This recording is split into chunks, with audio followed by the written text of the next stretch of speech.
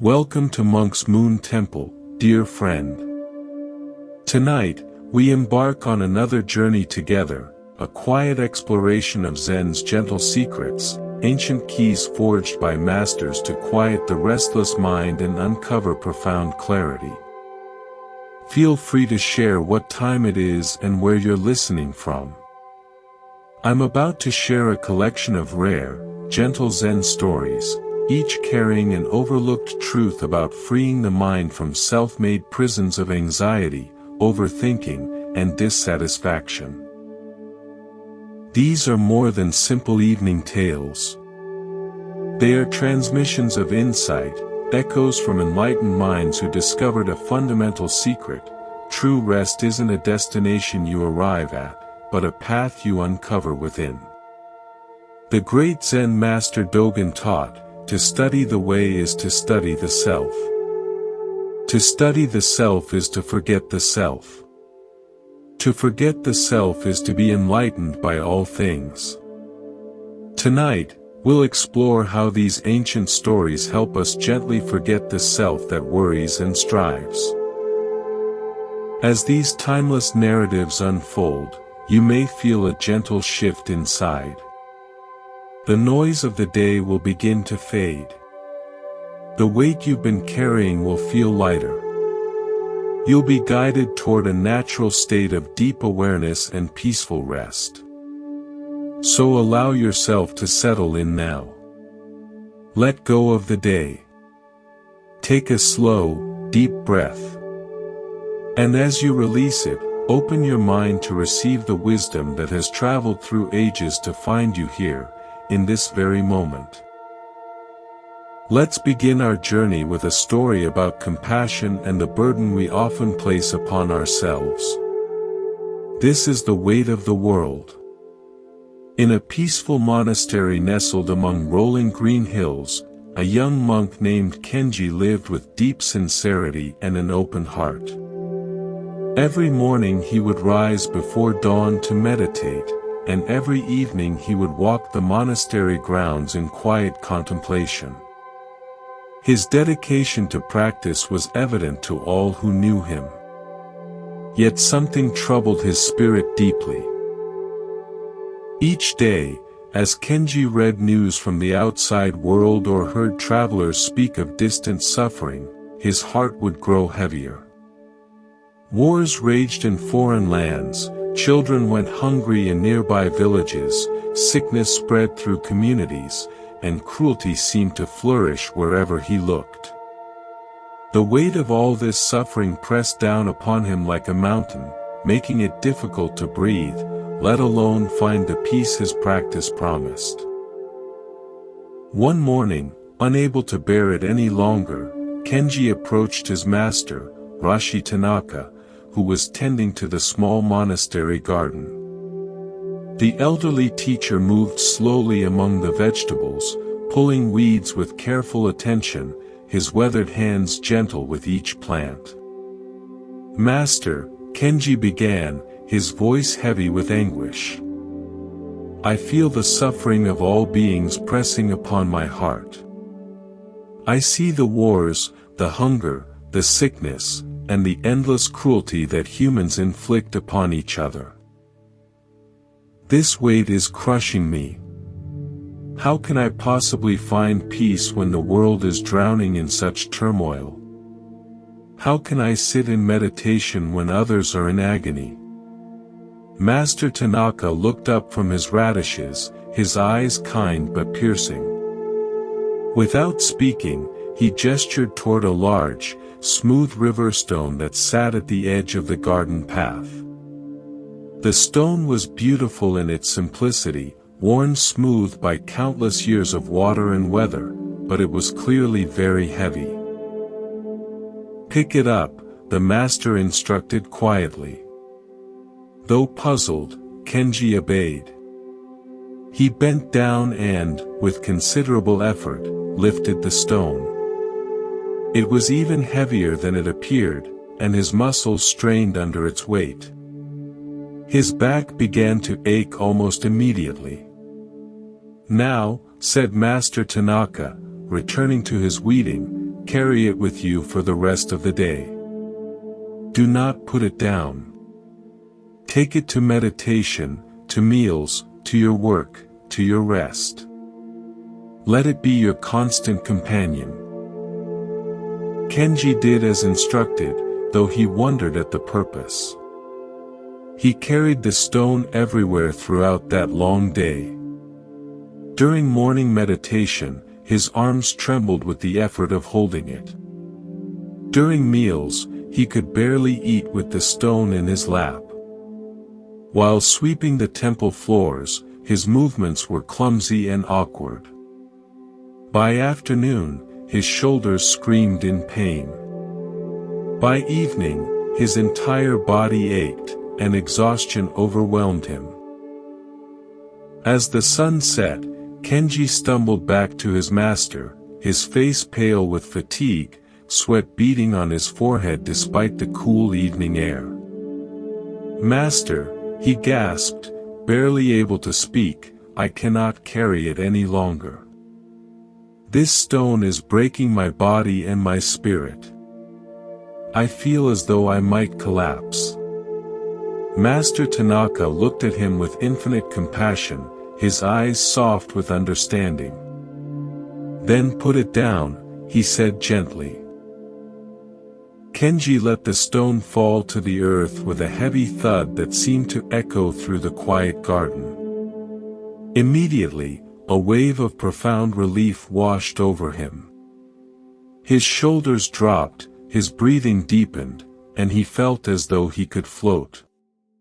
The absence of that crushing weight was itself a kind of joy. Master Tanaka set down his gardening tools and faced his student directly. "The suffering of the world is like that stone," he said softly. "It is real, and it is heavy. Your compassion is a beautiful and necessary thing, never lose it. But you are not meant to carry the stone of all suffering upon your shoulders. You are meant to see it, to understand its weight, to feel its reality deeply, and then to put it down so that your hands are free to help where you can. The Buddha once said, 'You will not be punished for your anger, you will be punished by your anger.' This ancient wisdom illuminates a profound truth about the nature of compassion and service. When we carry the weight of all suffering within our hearts, we become too burdened to be of genuine help to anyone. Why do we so readily pick up stones that are not ours to carry? Zen Buddhism points to several patterns in our conditioned minds that create this suffering. First is what we might call empathic overwhelm, the tendency to absorb the pain around us until we become paralyzed by its magnitude. Second is our ego's desire to be the one who fixes everything. A subtle form of spiritual pride that believes we should be able to heal all wounds. Third is our difficulty distinguishing between healthy concern and destructive worry, between compassion and co-suffering. True compassion, the kind that actually helps, requires what Zen calls emotional non-attachment. This doesn't mean becoming cold or uncaring. Rather, it means developing the capacity to feel deeply without being consumed, to respond skillfully without being overwhelmed. Like a doctor who can treat a patient's wounds without taking on their pain, we learn to serve from a place of clear seeing rather than emotional fusion. Consider your own life. How often do you scroll through news feeds, absorbing story after story of tragedy and injustice until you feel helpless and depleted? How frequently do you take on the emotional burdens of family members, friends, or even strangers, carrying their pain as if it were your own? Each time we do this, we pick up a stone. And the more stones we carry, the less capable we become of meaningful action. Zen teacher Suzuki Roshi taught, "Each of you is perfect the way you are, and you can use a little improvement." This gentle paradox applies beautifully to our relationship with suffering. We are complete as we are, yet we can grow in wisdom about how to help skillfully. The improvement lies not in carrying more stones, but in learning when to pick them up and when to set them down. The practice of compassionate non-attachment begins with recognizing the difference between response and reaction. When we react to suffering, we often absorb it, multiplying pain without creating solutions. When we respond, we maintain enough clarity and emotional balance to take helpful action. This might mean donating to causes we care about, volunteering our time and skills, or simply offering a kind word to someone in need. Buddha taught, thousands of candles can be lighted from a single candle, and the life of the candle will not be shortened. Happiness never decreases by being shared. When we maintain our own inner light rather than dimming it by carrying stones, we become sources of illumination for others. Our peace becomes a gift to a troubled world, our clarity, a beacon for those lost in confusion. Tonight, as you become aware of the various stones you may be carrying, worries about global events you cannot control, emotional burdens that belong to others, or the weight of trying to fix what is not yours to fix, can you feel the relief that comes with setting them down? Can you distinguish between caring and carrying, between compassion and co-suffering? As the Buddha taught, your work is to discover your work and then, with all your heart, to give yourself to it. When we stop carrying stones that are not ours, we free ourselves to pick up the tools that are and to serve the world from a place of strength rather than depletion. Now, let's continue our journey with a story, one about the power of simplicity and the hidden depth in everyday moments. This is the tale of the silent gardener. In a mountain temple where mist clung to the pine trees like a gentle veil, there lived a monk named Gendo. Gendo was not known for his scholarly insight or eloquent teaching. In fact, he rarely spoke at all. His days were spent in the garden, tending to vegetables and flowers with unwavering attention. While other monks debated philosophy in the meditation hall, Gendo's hands were in the soil, his movements rhythmic and unhurried. Over time, some younger students began to wonder about this quiet monk. What wisdom could he possibly offer, they whispered. He never joins our discussions or gives Dharma talks. One day, a visiting scholar arrived at the temple. He had studied under many great masters and carried with him scrolls of intricate teachings. During an evening gathering, the scholar spoke beautifully about emptiness, interdependence, and the nature of mind. The students listened, captivated. After the talk, the scholar asked if there were any advanced practitioners with whom he could converse. A mischievous student suggested, "You should speak with Gendo, the gardener. They say he has deep understanding." The scholar, intrigued, found Gen the next morning, weeding a row of carrots. "Honored gardener," the scholar began, "I have studied the sutras for 30 years. I understand the teachings intellectually, yet something feels missing. Can you speak to me of the Dharma?" Gendo looked up, his face weathered like the stones in the stream. He said nothing. Instead, he pointed to a carrot he had just pulled from the earth. It was crooked, small, covered in soil. The scholar waited for an explanation, but none came. Growing impatient, he asked, "Is this some kind of koan? What does the carrot represent?" Still, Gendo remained silent. He simply held the carrot, then gently brushed the dirt away and placed it in his basket.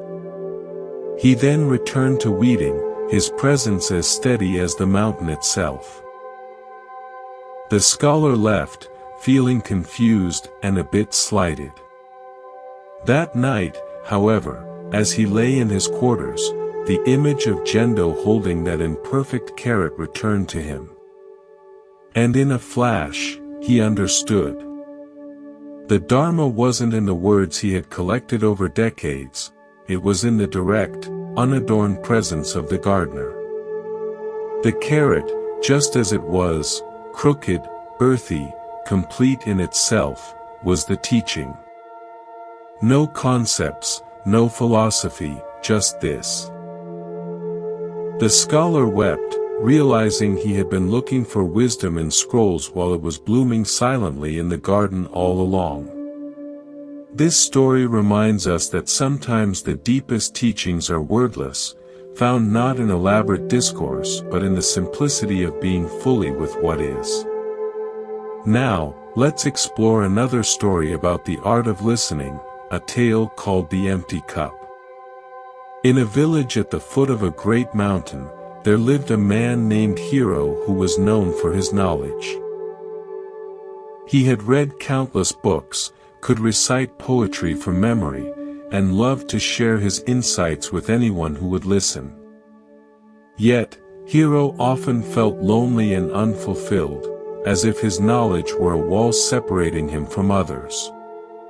One day, he heard of a wise hermit who lived in a cave high on the mountain. Determined to gain even more knowledge, Hiro packed a bag and began the arduous climb. After hours of trekking, he found the hermit sitting at the mouth of his cave, gazing peacefully at the valley below. Hiro bowed and launched into an introduction, listing his accomplishments and the many teachers he had studied under. The hermit listened silently. When Hiro finally paused, the hermit gestured to a small fire where a kettle was steaming. "Would you like some tea?" the hermit asked. Hiro, eager to impress, continued talking about the history of tea ceremony and its philosophical significance. The hermit nodded, took a cup, and began to pour the tea. He poured and poured, even as the tea overflowed the cup, spilling onto the ground. Hiro exclaimed, "Stop! The cup is full, it can hold no more." The hermit set down the kettle and looked at Hiro gently. "Just like this cup," he said, "your mind is so full of your own knowledge that there is no room for anything new. If you wish to learn, you must first empty your cup." Hiro was stunned into silence. For the first time in years, he had nothing to say. He sat with the hermit, drinking tea without speaking, simply listening to the wind and the distant call of a hawk. In that emptying, he discovered a deeper knowing, one that came not from accumulating information, but from openness, from space. This teaching echoes through Zen practice, beginner's mind. To truly hear, we must first create stillness within. Now, let's turn to a story about identity and the masks we wear in different roles. This is the governor's visit. In the ancient capital of Kyoto, where cherry blossoms lined the rivers and traditional temples stood alongside busy market streets, there lived a man who held one of the highest positions in the land. Governor Nakamura was responsible for the welfare of thousands of citizens, the implementation of imperial policies, and the maintenance of peace throughout his vast province. His days were filled with formal ceremonies, important decisions, and meetings with other officials who addressed him with elaborate titles and deep bows. The weight of his position was both a privilege and a burden. Every morning, servants dressed him in the finest silk robes befitting his rank. Every interaction was filtered through layers of protocol and political consideration. Every word he spoke was carefully measured for its potential impact on his reputation and effectiveness.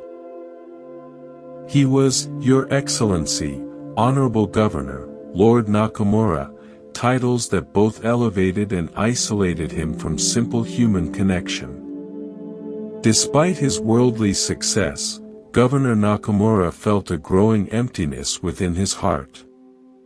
The formal interactions, the constant performance of authority, and the distance his position created between himself and others left him longing for something more authentic. He had heard stories of a Zen master named Kichu, whose wisdom was said to cut through all pretense and speak directly to the human soul. After months of contemplation, the governor decided to seek out this teacher. On a quiet morning, Governor Nakamura made his way to Master Kichu's simple hermitage on the outskirts of the city. He brought with him his usual retinue of attendants and guards, as protocol demanded. His elaborate silk robes rustled as he walked, and his official seal gleamed in the morning sunlight. Following proper etiquette, the governor's chief attendant approached the hermitage first to announce his master's arrival. The attendant knocked respectfully on the simple wooden door and, when Master Kichu appeared, bowed deeply. Honored Master, the attendant declared with formal precision, My lord, the most excellent governor of this province, administrator of imperial justice, protector of the people, has come to seek your wisdom. He humbly requests an audience with you. Master Kichu, a small elderly man dressed in simple brown robes, listened to this elaborate introduction without any change in expression. When the attendant finished speaking, the master looked up calmly and replied without hesitation, I have no business with such a person. These titles mean nothing to me. Tell him to leave. The attendant's face flushed with confusion and embarrassment. Never in his years of service had anyone refused to meet with the governor. He returned to where Governor Nakamura waited, his head bowed in shame as he reported the master's words. But rather than feeling insulted or angry, something shifted within the governor's consciousness. In that moment of rejection, he recognized something profound. The master had not rejected him personally. He had rejected the elaborate facade of titles and positions that separated human beings from authentic encounter. Governor Nakamura understood immediately what was required. He turned to his attendants and guards, dismissing them with gentle words. He removed his ornate outer robes, leaving only simple undergarments. He washed the formal cosmetics from his face and tied back his hair in a simple style. Then, alone and unadorned, he approached the hermitage again. This time, he knocked on the door himself. When Master Kichu appeared, the man formerly known as Your Excellency bowed humbly and spoke in a quiet, personal voice that had not been heard by others in years. Master, he said simply, I am Dado. I have come seeking guidance on the path to understanding. Would you be willing to speak with me?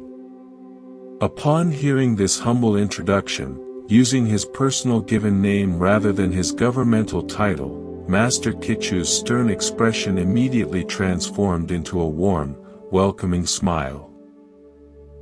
His eyes crinkled with genuine delight, and he opened his arms in a gesture of embrace. Ah, Dado, he exclaimed with evident joy. Please come in immediately. I have been hoping to meet you. Let us sit together and share tea while we speak of the Dharma. The transformation in the master's reception was complete and immediate. Where moments before there had been cold rejection of pompous formality, now there was warm welcome for authentic humanity. As the Buddha observed, however many holy words you read, however many you speak, what good will they do you if you do not act upon them? What emerges from this story is a profound teaching about the difference between our essential nature and the roles we play in the world. Why do we become so identified with our social roles and titles that we lose touch with our authentic selves? Zen Buddhism reveals several layers of conditioning that create this pattern. First is what we might call role identification, the gradual process by which we begin to believe that we are the positions we hold rather than human beings temporarily filling those positions. Over time, we can become so merged with our professional identities, family roles, or social status that we forget the simple person beneath all the layers. Second is our society's emphasis on hierarchical recognition. We learn early that certain titles, achievements, and positions command respect and attention. This conditioning can become so strong that we unconsciously believe our worth as human beings is tied to these external markers of success. We begin to introduce ourselves through our accomplishments rather than our essence. Third is what Zen calls face-saving, our attachment to maintaining a particular image or reputation.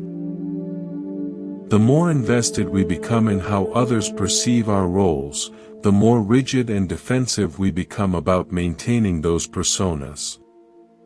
We build elaborate walls of formality and protocol that, while perhaps necessary for certain functions, can isolate us from genuine human connection. Consider your own life. Notice how differently you feel and behave when you're at work versus at home versus with close friends. While some adaptation to context is natural and appropriate, where might you be hiding behind professional titles, social roles, or family positions in ways that prevent others from knowing who you really are? This pattern shows up in subtle ways throughout our daily interactions. We might introduce ourselves as Dr. Smith rather than Mary, emphasizing credentials over personhood. We might interact with service workers differently when we're dressed professionally versus casually. We might find ourselves speaking differently when we're in positions of authority versus when we're asking for help. The teaching here isn't that social roles are inherently problematic. Governments need governors, hospitals need doctors, families need parents. Rather, it's about maintaining awareness of the difference between the temporary roles we play and our enduring humanity. Master Kitchu wasn't rejecting governance or suggesting that social organization is worthless. He was pointing to the spiritual danger of becoming so identified with external roles that we lose access to our authentic selves. Zen teacher Alan Watts wrote, "We are living in a culture entirely hypnotized by the illusion of time." We might add that we're also hypnotized by the illusion of fixed identity. We believe we are our job titles, our relationship roles, our social positions, when in reality these are simply temporary costumes we wear while playing our parts in the human drama. The practice of what we might call essential meeting involves learning to recognize and connect with the fundamental personhood in ourselves and others, regardless of the roles and titles that might be present in the interaction. This doesn't mean ignoring appropriate social protocols or abandoning professional boundaries. Rather, it means maintaining awareness of the human being who exists both within and beyond these structures. When Governor Nakamura became simply Dado, He didn't lose his governmental responsibilities or his capacity to serve his province effectively. Instead, he gained access to wisdom and connection that could actually enhance his service by grounding it in genuine humanity rather than mere authority. Tonight, as you reflect on the various roles and identities you carry throughout your day, can you sense the simple person who exists beneath all the titles and positions? Can you imagine what it might feel like to meet others and be met from this place of essential humanity rather than through the filters of social hierarchy? As the Buddha taught, in the end, only three things matter: how much you loved, how gently you lived, and how gracefully you let go of things not meant for you. The titles and positions we hold are among the things we must ultimately let go of. But the love and gentleness we bring to our roles, these arise from our authentic nature and remain with us always. Now, let's explore a story about patience and the unseen growth that happens beneath the surface. This is the lesson of the bamboo. In a quiet valley, a young farmer sought the advice of a wandering monk.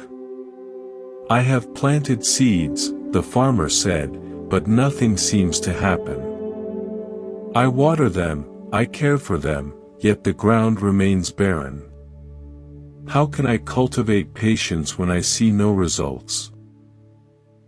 The monk smiled and led the farmer to a grove of bamboo. "Do you see these tall, strong stalks?" the monk asked.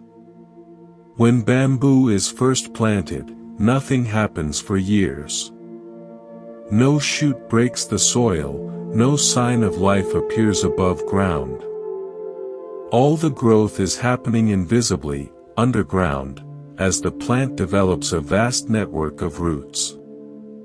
Then, in the 5th year, the bamboo shoots upward, growing many feet in just a few weeks."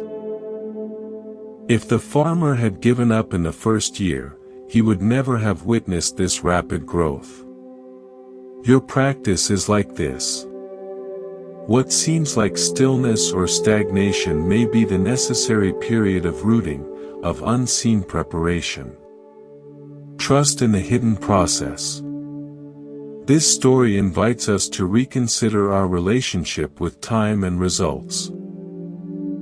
In a world that values immediate outcomes, Zen reminds us that some of the most important growth occurs quietly, invisibly, before it ever manifests in ways we can see. Next, let's hear a tale about comparison and the unique path each being walks. This is the story of the pine and the willow. On the banks of a gentle river, a pine tree stood tall and straight, its needles pointing resolutely toward the sky. Nearby, a willow tree bent gracefully, its branches cascading toward the water. The pine often thought, "If only I could be as flexible as the willow, dancing with the wind instead of resisting it." The willow, in turn, sometimes wished, "If only I could stand as firm and upright as the pine, unshaken by storms." One day, a great storm swept through the valley.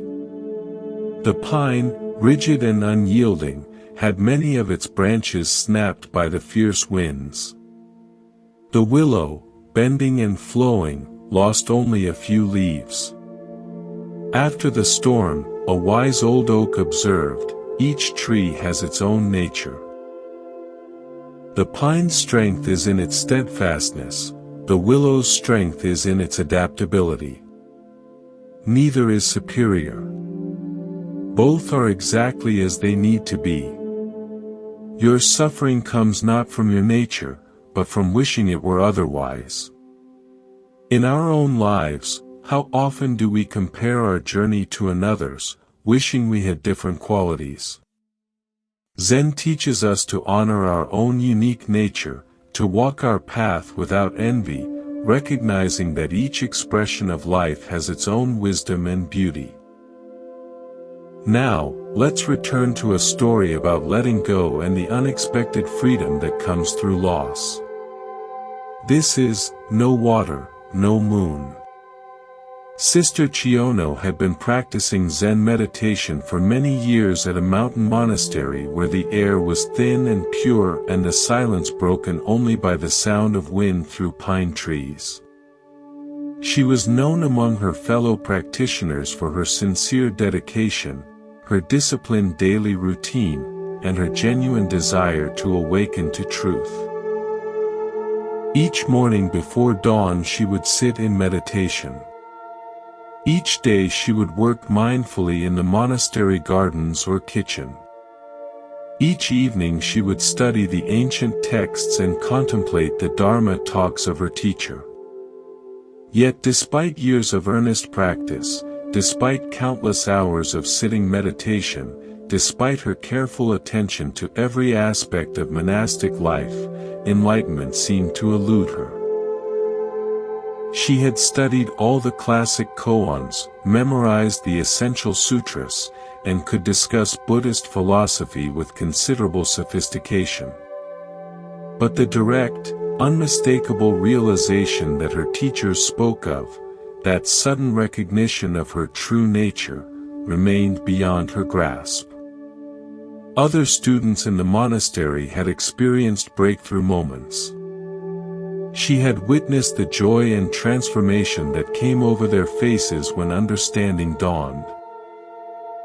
She had heard their expressions of gratitude to the teacher and their descriptions of seeing reality with completely fresh eyes. Yet for Chiono, practice remained effortful, understanding remained intellectual, and the promised liberation remained a concept rather than a living reality. As seasons passed and years accumulated, Chiono began to feel a subtle desperation creeping into her practice. She increased her meditation time, hoping that more hours of sitting would force the breakthrough she sought. She analyzed her approach, wondering if she was doing something wrong, missing some crucial instruction, or lacking some essential capacity for awakening. The harder she tried to grasp enlightenment, the more distant it seemed to become. One evening in late autumn, after a particularly long day of intensive meditation retreat, Chiono felt exhausted in both body and spirit.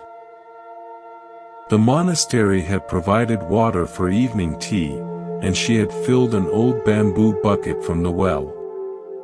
The bucket was a beautiful thing in its simplicity, woven from strips of bamboo that had been carefully bound together with natural fibers. It had served the monastery community for many years, bearing countless gallons of water from the well to the kitchen. As Chiono carried the full bucket back toward the monastery buildings, she noticed how perfectly the full moon was reflected in the still water surface. The reflection was so clear and complete that for a moment she paused to admire its beauty. The silvery light seemed to dance gently as she walked, creating a moving meditation on the relationship between reality and reflection, between the actual moon above and its image below. But the old bucket had reached the end of its useful life. The bamboo strips had dried and loosened over years of use, and the binding fibers had gradually weakened. As Chiono walked slowly back through the moonlit courtyard, absorbed in watching the moon's reflection shimmer in the water, the inevitable happened. Suddenly, without warning, the bottom of the bucket gave way completely. The bamboo strips separated, the binding snapped, and the bucket simply fell apart in her hands. In an instant, the water rushed out onto the stone path, splashing her robes and disappearing into the spaces between the courtyard stones. With the water gone, the moon's reflection vanished as completely as if it had never existed. In that moment of unexpected loss, watching the water disappear, seeing the moon's reflection vanish, feeling the solid bucket dissolve into separate pieces in her hands, something profound shifted in Chiono's consciousness. The very thing she had been grasping for so desperately, the enlightenment she had been trying to achieve through years of effortful practice, suddenly revealed itself in the complete letting go. She understood in a flash of recognition that was more certain than anything she had ever known intellectually. The enlightenment she had been seeking was like the moon's reflection in water, beautiful, compelling, but ultimately a reflection of something that was already present. When she stopped trying to hold on to the reflection, when the container of her grasping mind fell apart like the old bucket, what remained was not the image of awakeness, but awake awareness itself. Standing in the moonlit courtyard with broken bamboo strips in her hands and water soaking into the earth at her feet, Chiono began to laugh. The sound echoed off the monastery walls, a sound of profound relief and joy. That night, she composed a poem to capture her realization. With this and that, I tried to keep the pail together, and then the bottom fell out. Where there is no water, there is no moon in the water. Ancient Buddhist wisdom tells us, you are perfect as you are, and you could use a little improvement. This tale unveils the paradox at the heart of all spiritual seeking. The more desperately we grasp for awakening, the more we reinforce the very sense of separation that awakening dissolves. Why do we struggle so intensely with letting go even when holding on causes suffering? Zen Buddhism points to several deep patterns in our conditioned consciousness. First is what we might call attainment mind, the belief that peace, happiness, or fulfillment exists somewhere other than where we are right now. This creates endless seeking, constantly reaching toward a future state while missing the completeness of present experience. Second is our attachment to method and technique. Like Chiono trying to keep the bucket together with this and that.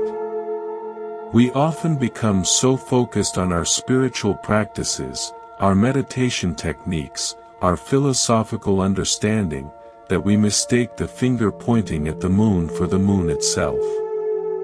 The practices become another form of grasping rather than opportunities for letting go.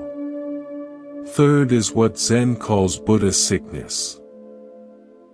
Becoming attached to the very idea of enlightenment, making it into another object to be obtained rather than recognizing it as the very awareness that is already seeking. We create elaborate mental constructions about what awakening should look like, how it should feel, what abilities it might bring, and then spend years trying to achieve our own concepts. Consider your own experience with seeking, whether for spiritual understanding, professional success, relationship satisfaction, or personal happiness. Notice how the intensity of wanting often seems to push away what we're reaching for. The job interview goes better when we're not desperate for the position. Relationships flow more naturally when we're not clinging to particular outcomes. Even simple activities like trying to remember a forgotten name work better when we stop efforting and let the answer arise naturally. This principle applies profoundly to spiritual practice. The awakening that traditions like Zen point toward is not a state to be achieved but the very awareness in which all states arise and pass away. It's not something we can grasp because it's what we already are. It's not somewhere we can go because it's where we already are. The moon's reflection in Chiono's bucket represents all the spiritual experiences, insights, and states of consciousness that we might collect during practice. These can be beautiful and meaningful, but they are reflections of reality rather than reality itself. When we mistake them for the goal, we become like someone trying to catch the moon by grasping its reflection in water. Zen teacher Shunryu Suzuki said, "In the beginner's mind, there are many possibilities, but in the expert's mind, there are few."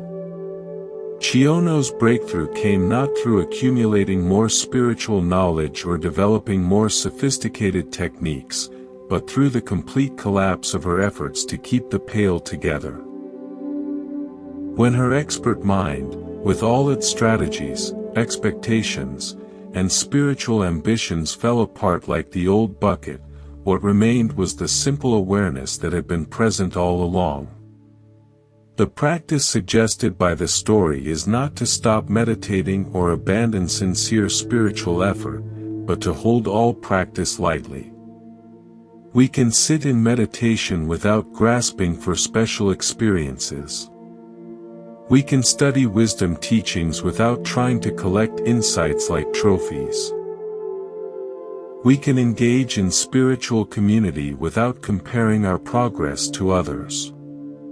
Most importantly, we can begin to notice when we're trying to keep the pail together, when we're efforting to maintain particular states of mind, forcing spiritual experiences, or grasping for future attainment. In those moments, we can practice what Zen calls, just sitting, simply being present without agenda, allowing whatever arises to arise and pass away naturally. Tonight, as you consider what you might be trying to grasp or achieve in your own life, can you sense the relief that might come with letting the bottom fall out? What would remain if you stopped trying to hold together your concepts about who you should be, what you should accomplish, or what your life should look like? As the Buddha taught, letting go gives us freedom, and freedom is the only condition for happiness. True freedom comes not from getting what we want, but from releasing our attachment to wanting itself. When the water spills and the reflection disappears, what remains is the moon itself, luminous, complete, and closer than we ever imagined. Now, let's introduce a story about the wisdom of not knowing, called the Lost Key. A scholar traveled far to meet a Zen master renowned for his profound understanding.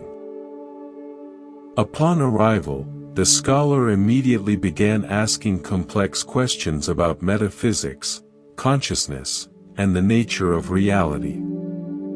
The master listened patiently, then said, "Before we discuss such matters, could you help me find something? I have lost the key to my meditation hall. Without it, we cannot enter." The scholar, eager to please, spent hours searching, under rocks, in the grass, along the pathways. He found nothing. Exhausted, he returned to the master and admitted defeat. The master smiled, reached into his robe, and produced the key. "It was with me all along," he said. Sometimes, in our search for answers, we forget that what we seek is already in our possession.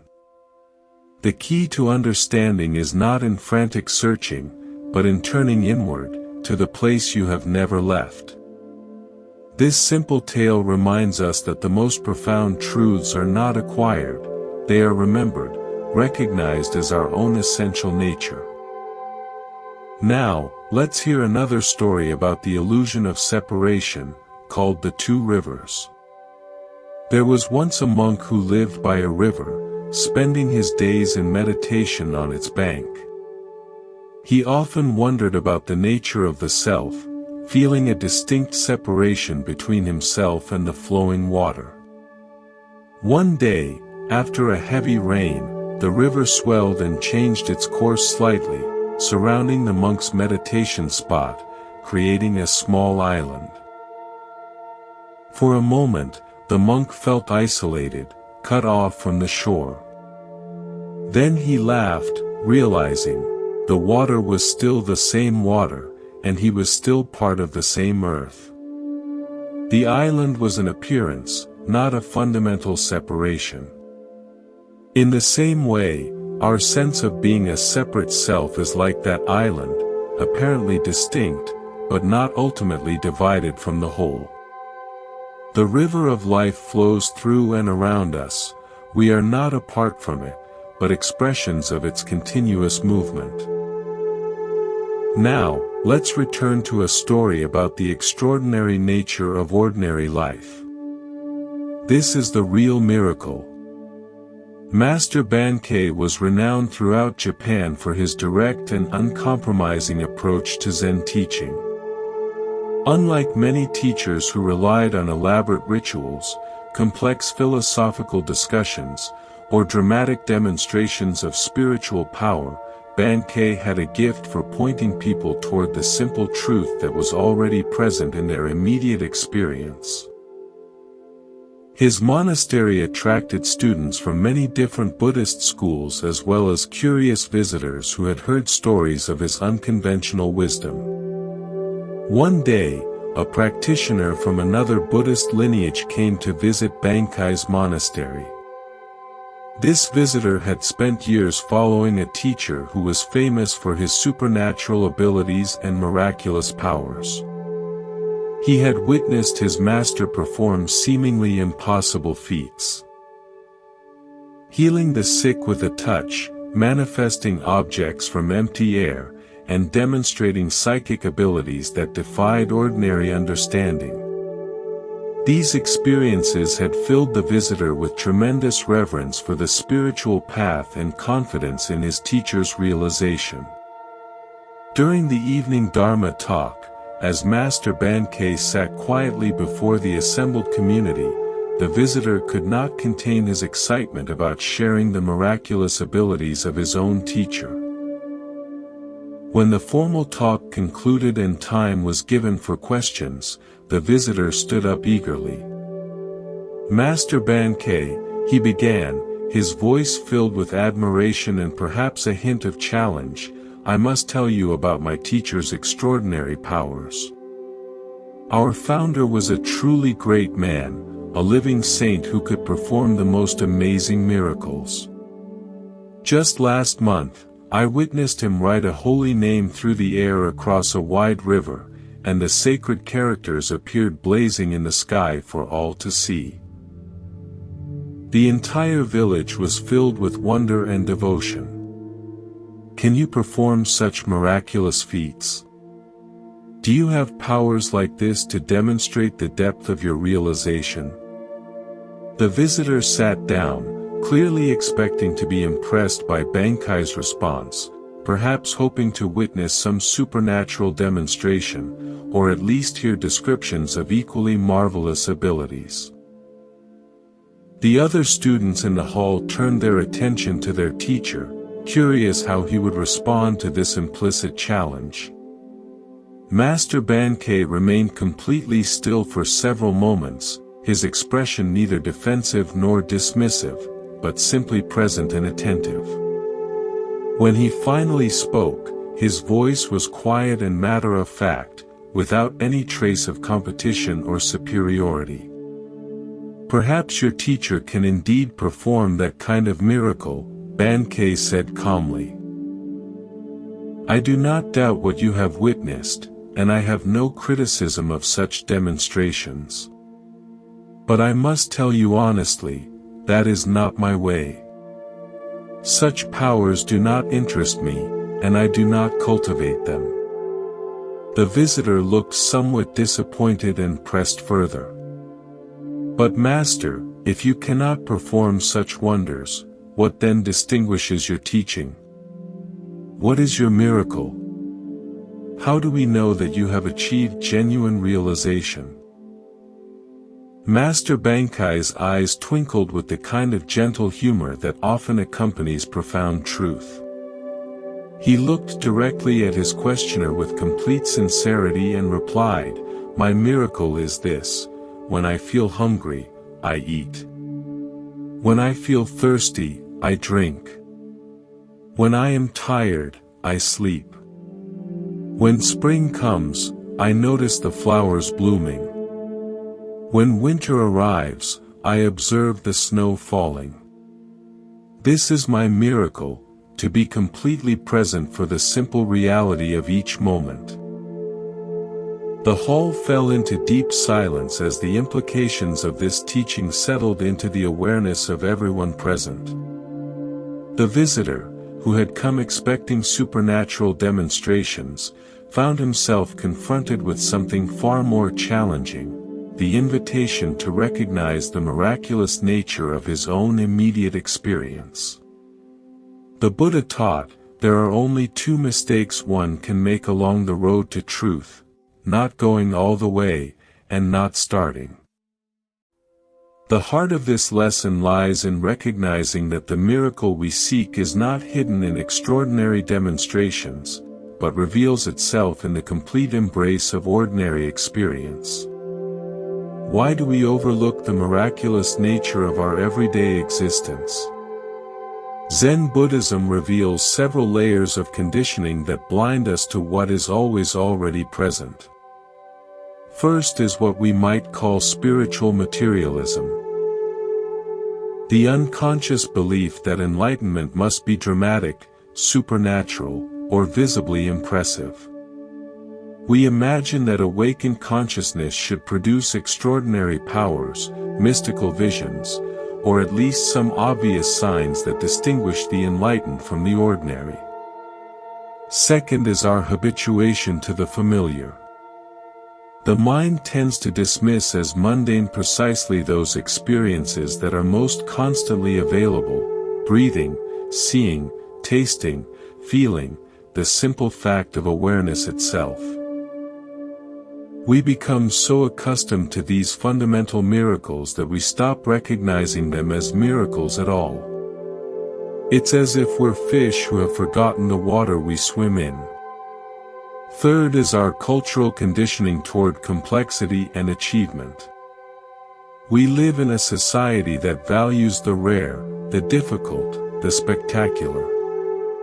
This conditioning seeps into our spiritual seeking, making us believe that profound truth must be complicated, esoteric, or accessible only through years of specialized training.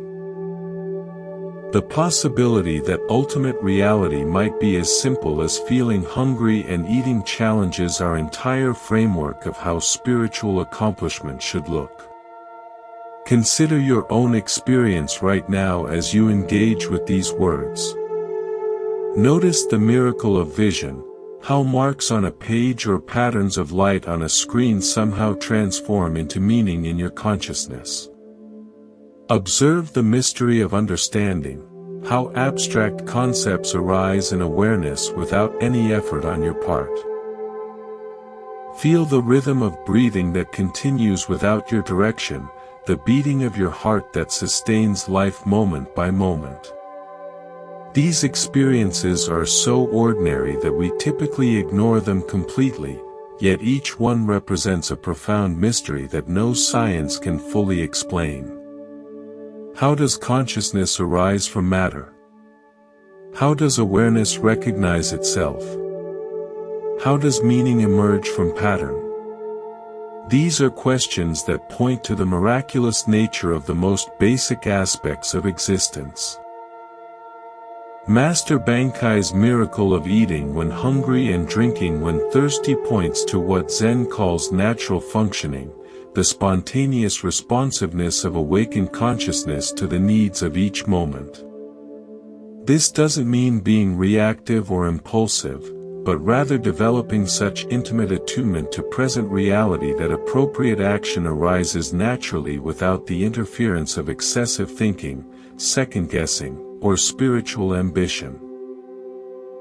Zen teacher Dogen wrote, "To study the Buddha way is to study the self. To study the self is to forget the self. To forget the self is to be actualized by myriad things." When we stop trying to be spiritual in some special way, when we abandon the search for extraordinary experiences, we become available to be completely present for the myriad small miracles that make up each day. This teaching doesn't diminish the value of dedicated practice, intensive meditation, or sincere study of wisdom traditions.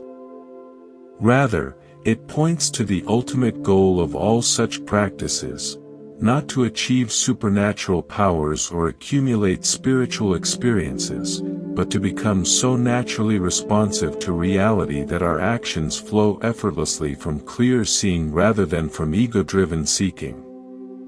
The miracle of eating when hungry extends to every aspect of daily life.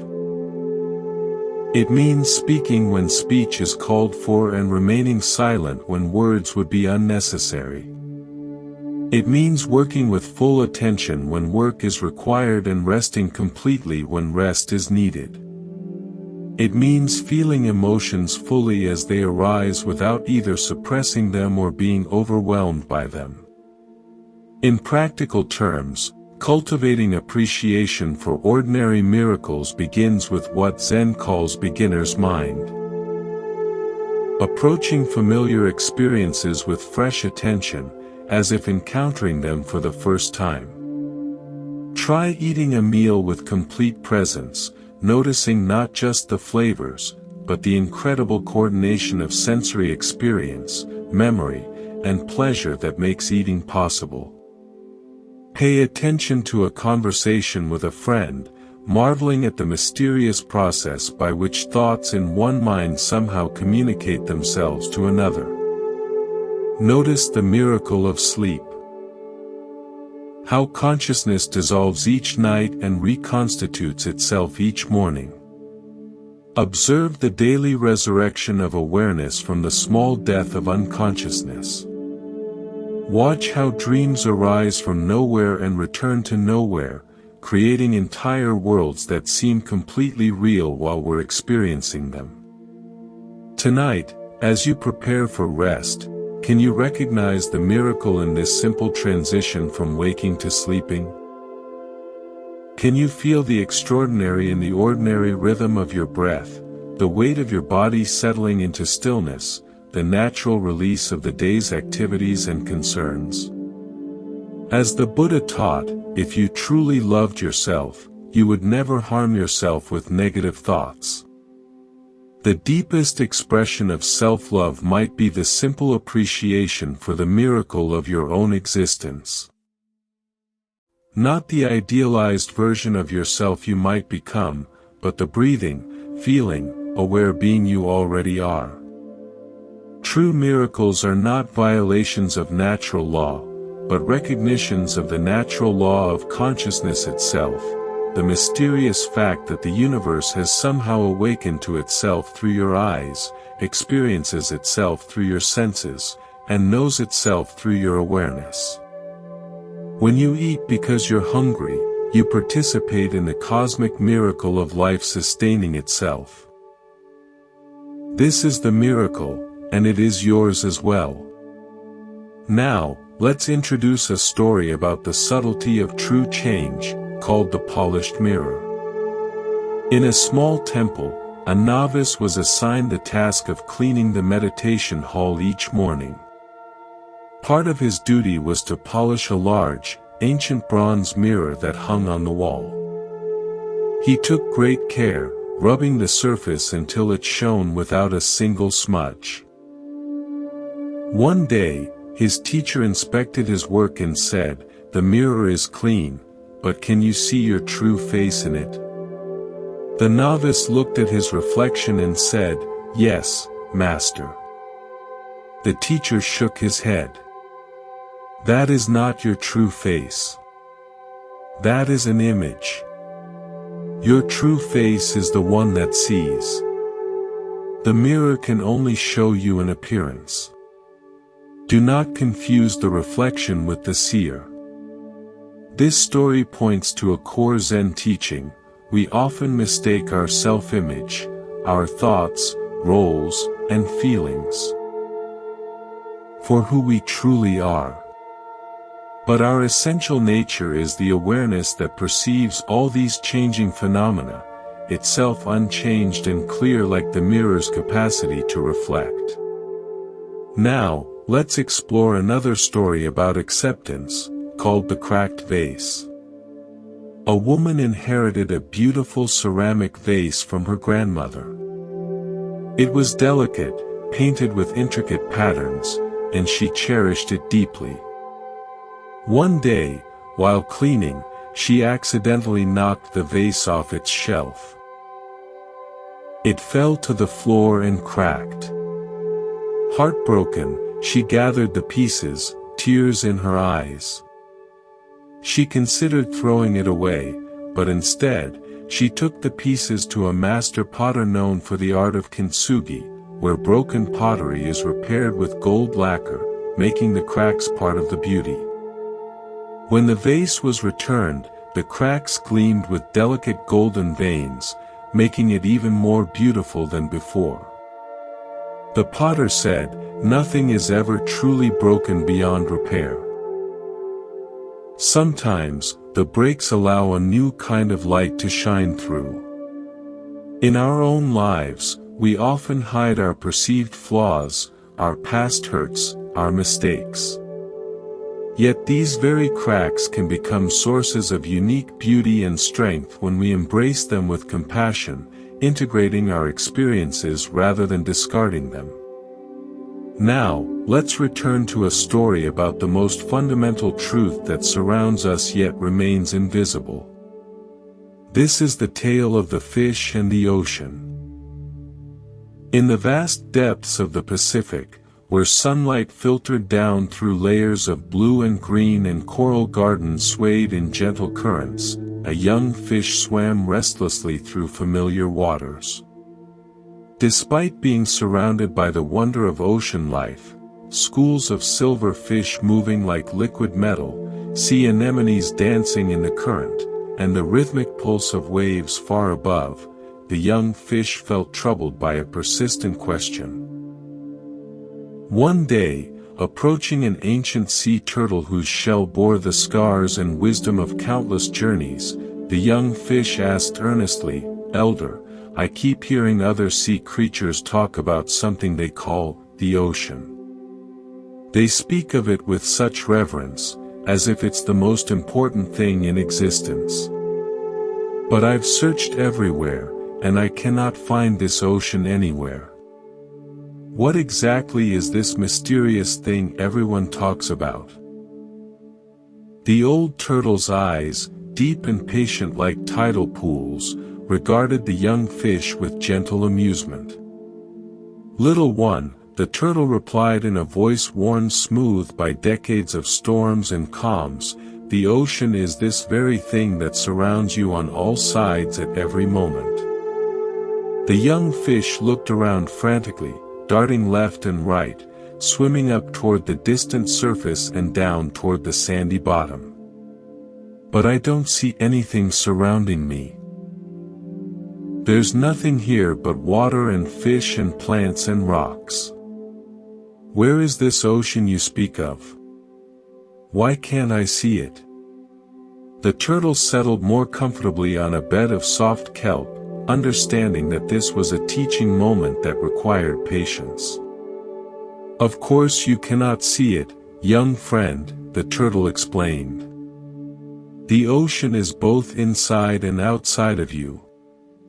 You were born in the ocean. You breathe the ocean. You are nourished by the ocean. And one day, you will return to the ocean. The ocean flows through your gills and around your body just as naturally as your own scales cover your skin.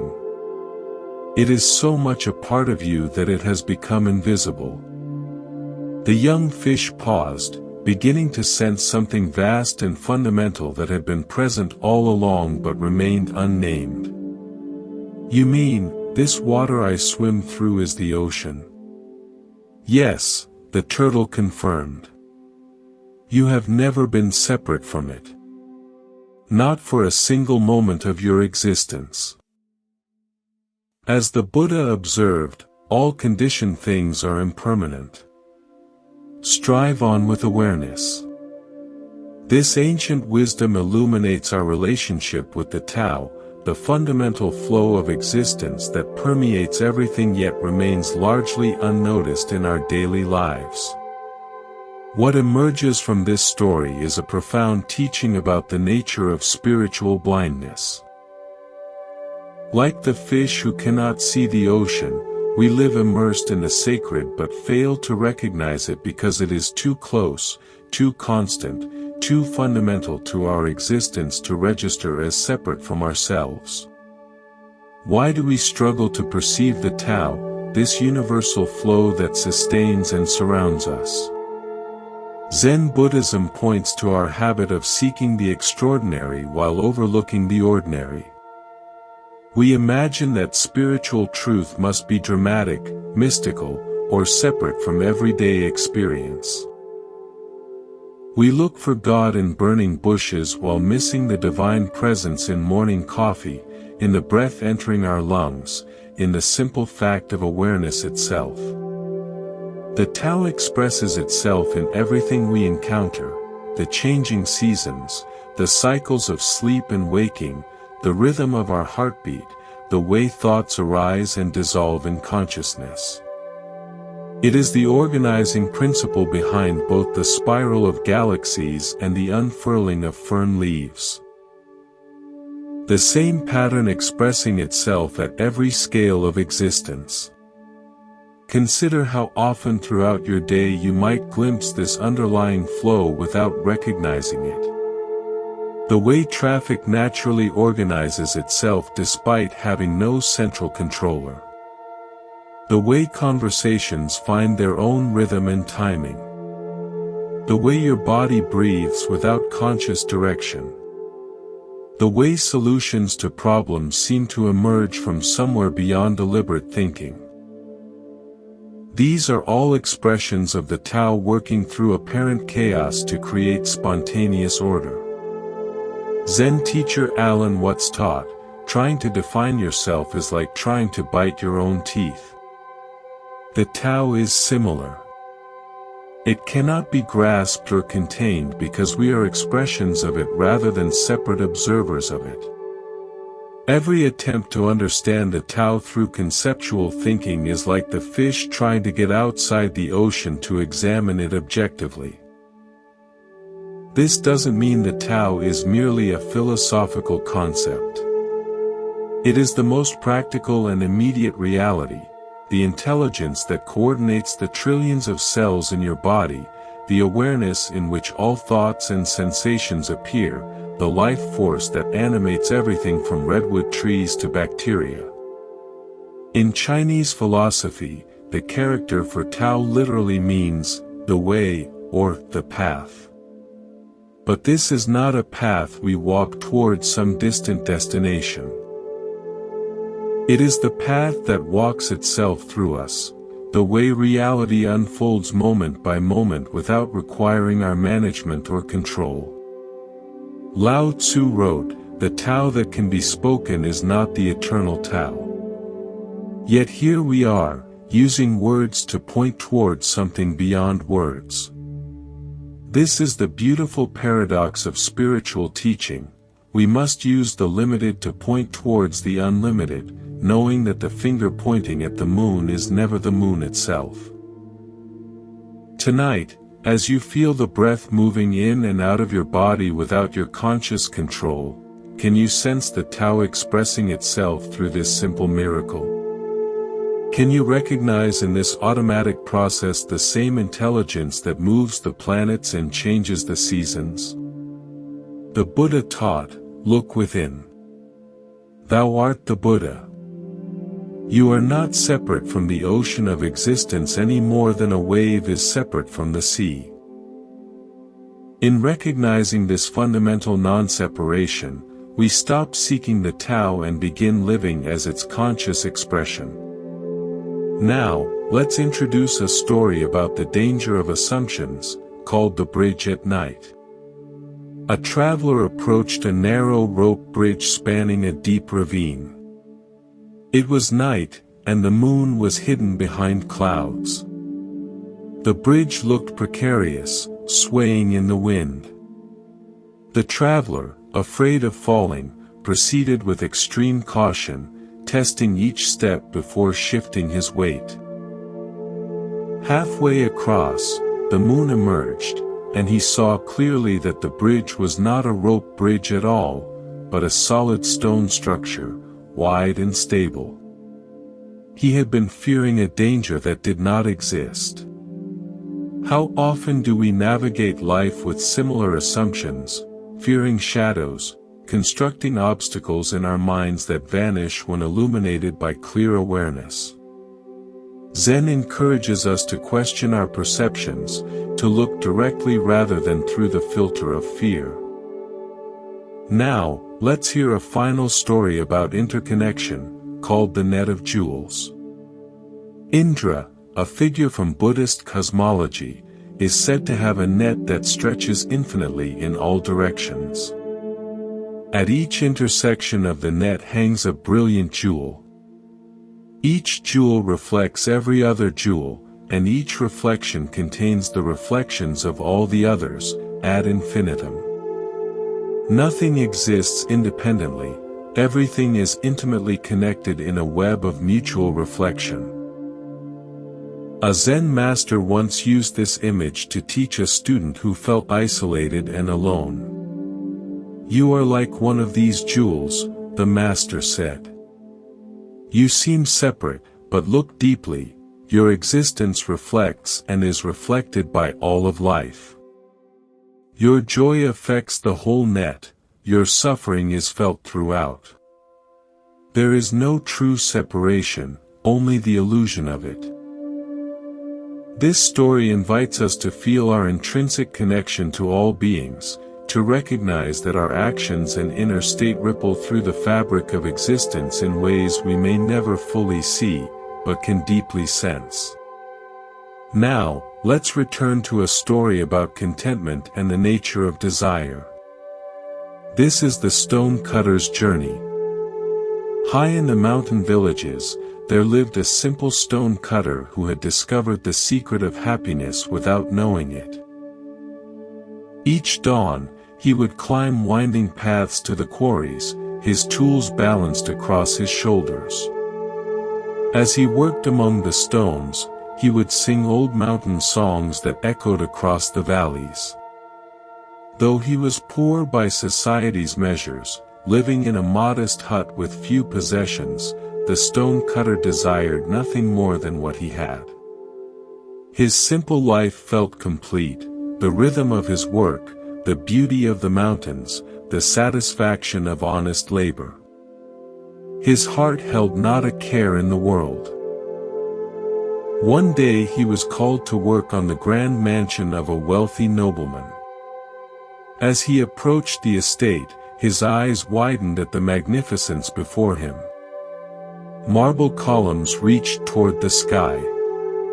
Gardens sprawled in perfect symmetry. For the first time in his life, the stone cutter felt the sharp pang of desire pierce his contentment. "If only I were rich," he sighed. "Then I would not have to earn my living in sweat and toil as I do now." To his amazement, a voice whispered from the stones, "Your wish has been granted. Henceforth, anything you desire will be given to you." He returned home that evening to find his humble hut replaced by a mansion as magnificent as the nobleman's.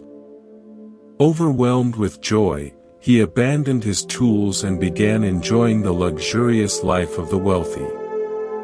But one hot afternoon, gazing from his ornate window, he saw the king's royal procession passing by. The monarch sat in cool shade, surrounded by noblemen and servants, appearing serene and powerful above the common heat. "How I wish I were a king myself," he thought, and immediately found himself reclining in silk cushions within the royal carriage. But the carriage proved warmer than expected. Even through thick walls, the sun's heat penetrated relentlessly.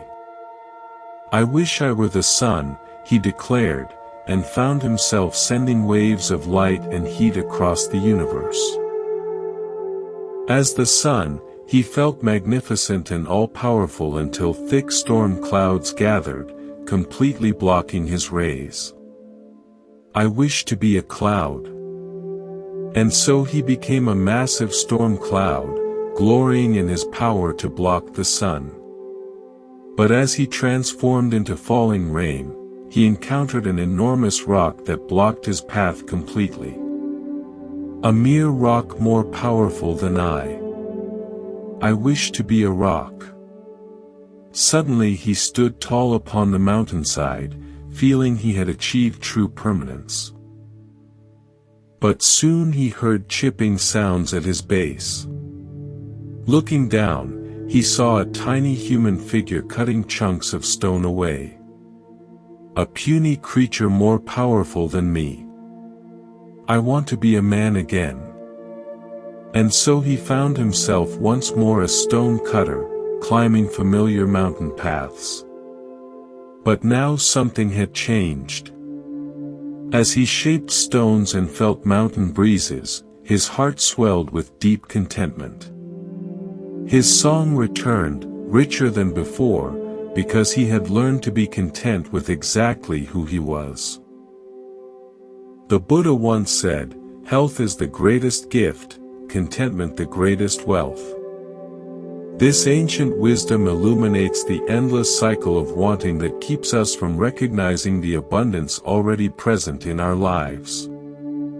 Why do we chase after different conditions, always believing happiness lies in the next transformation?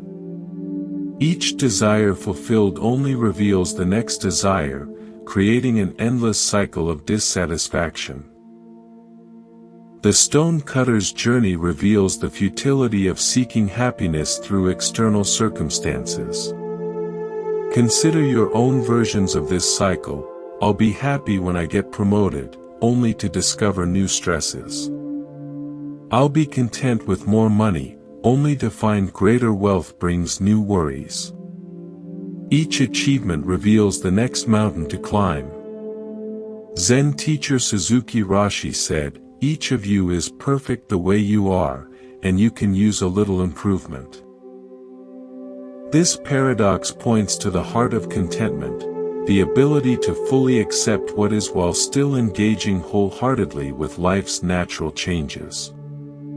The stone cutter's final transformation wasn't into something greater, but into appreciation for what he had always been. His work remained the same, but his relationship to life was completely transformed. Contentment isn't found in having different experiences, but in bringing different awareness to whatever experiences arise. Tonight, as you notice the mind's habitual reaching toward what's not here, can you experiment with the stone cutter's final wisdom? Can you find the song that emerges when you stop trying to be anything other than what you are? As the Buddha taught, contentment is natural wealth.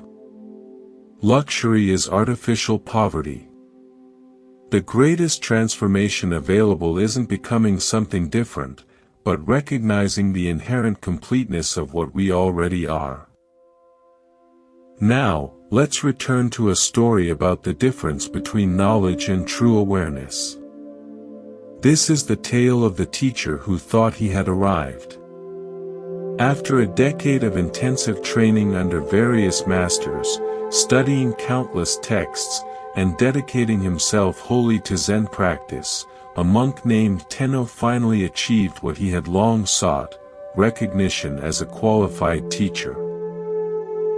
His understanding of Buddhist philosophy was profound, his meditation practice was deep and stable, and his ability to guide others had been tested and approved. He received the formal acknowledgement that he was ready to teach the Dharma and help others along the path of awakening. Proud of his accomplishment and eager to learn from one of the most renowned masters of his time, Tenno decided to visit the famous Zen master Nanin. The older teacher's reputation for wisdom and insight was legendary throughout the region, and Tenno looked forward to engaging in deep Dharma discussions and perhaps receiving some final polishing of his understanding. It was a rainy day when Tenno made his pilgrimage to Nanin's temple. The roads were muddy and slippery, puddles reflected the gray sky, and the steady rainfall required him to carry an umbrella to stay dry. When he reached the temple, he carefully removed his wooden clogs and placed them on the covered porch along with his umbrella, just as custom dictated. He arranged his outer robes, composed himself properly, and entered the temple to meet the great master. Nanin received him graciously, bowing with the respect due to a fellow teacher while maintaining the dignity of his greater experience. They sat together in the simple receiving room, and Tenno expected their conversation to focus on sophisticated points of doctrine, subtle aspects of meditation technique, or perhaps the challenges of guiding students. Instead, after the initial pleasantries, Nanin asked what seemed like an absurdly mundane question. "I noticed you left your wooden clogs and umbrella on the porch when you entered. Tell me, did you place your umbrella to the left of your shoes or to the right?" Tenno was caught completely off guard. Of all the profound topics they could discuss, why was this renowned master asking about such a trivial detail? He tried to recall the moment he had arranged his belongings, but realized with growing dismay that he had no idea. He had been so focused on the importance of this meeting, so preoccupied with the impressive conversation he expected to have, that he had performed the simple act of arranging his belongings in complete unconsciousness. I don't know," Tenno admitted, his voice barely above a whisper. In that moment of confession, the full implications of his ignorance became clear to him. Here he was, a certified teacher of mindfulness and awareness, and he couldn't even remember a simple action he had performed just minutes earlier. Nanin smiled with infinite compassion, not mockery.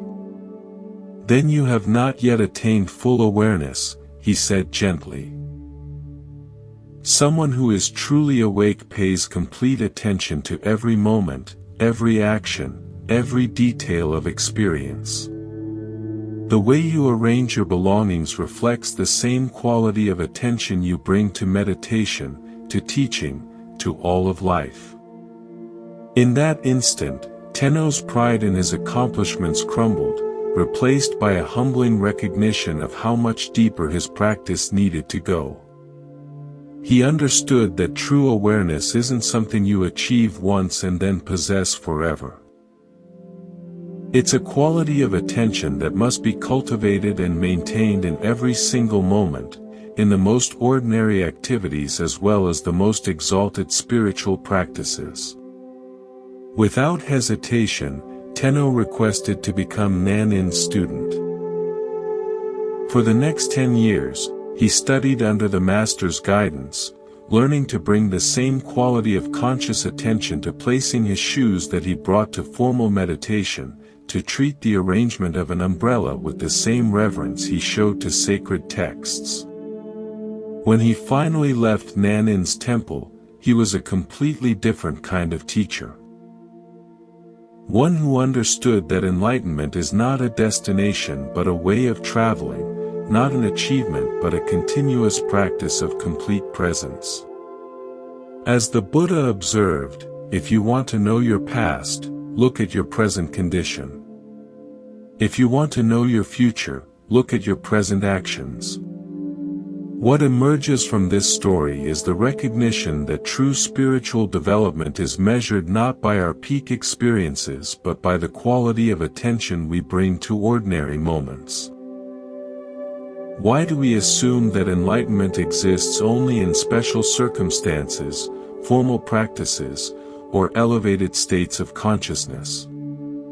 Zen Buddhism teaches that awakening is found precisely in our ability to be fully present for whatever is actually happening, whether it's sitting in meditation or simply placing an umbrella beside our shoes. Tenno's mistake was common among spiritual practitioners. He had developed the ability to be mindful during designated practice periods, but hadn't yet learned to extend that same quality of awareness to everyday activities. He could be present while sitting in meditation, but unconscious while performing simple tasks. This split between spiritual activities and ordinary activities is one of the most subtle traps on the path of awakening. We imagine that consciousness is something we turn on during meditation and turn off during mundane tasks. But true practice integrates awareness into every aspect of life. Consider your own daily routine. How present are you while brushing your teeth, making coffee, or putting on your shoes? Do you perform these activities with the same quality of attention you might bring to more important tasks? The gap between formal practice and informal practice often reveals where our awareness needs to deepen. Zen Master Dogen taught, practice and enlightenment are one. This means that the quality of consciousness we cultivate in any moment is both the path and the destination. There's no separation between developing awareness and being aware. Every moment offers a complete opportunity for awakening. Nanin's question wasn't about umbrellas and shoes. It was about whether Tenno's spiritual development had penetrated into the cellular level of his daily existence. Could he maintain the same presence while performing unconscious habits that he brought to conscious spiritual practice? The Buddha said, mindfulness is the path to the deathless. Heedlessness is the path to death. Those who are mindful do not die.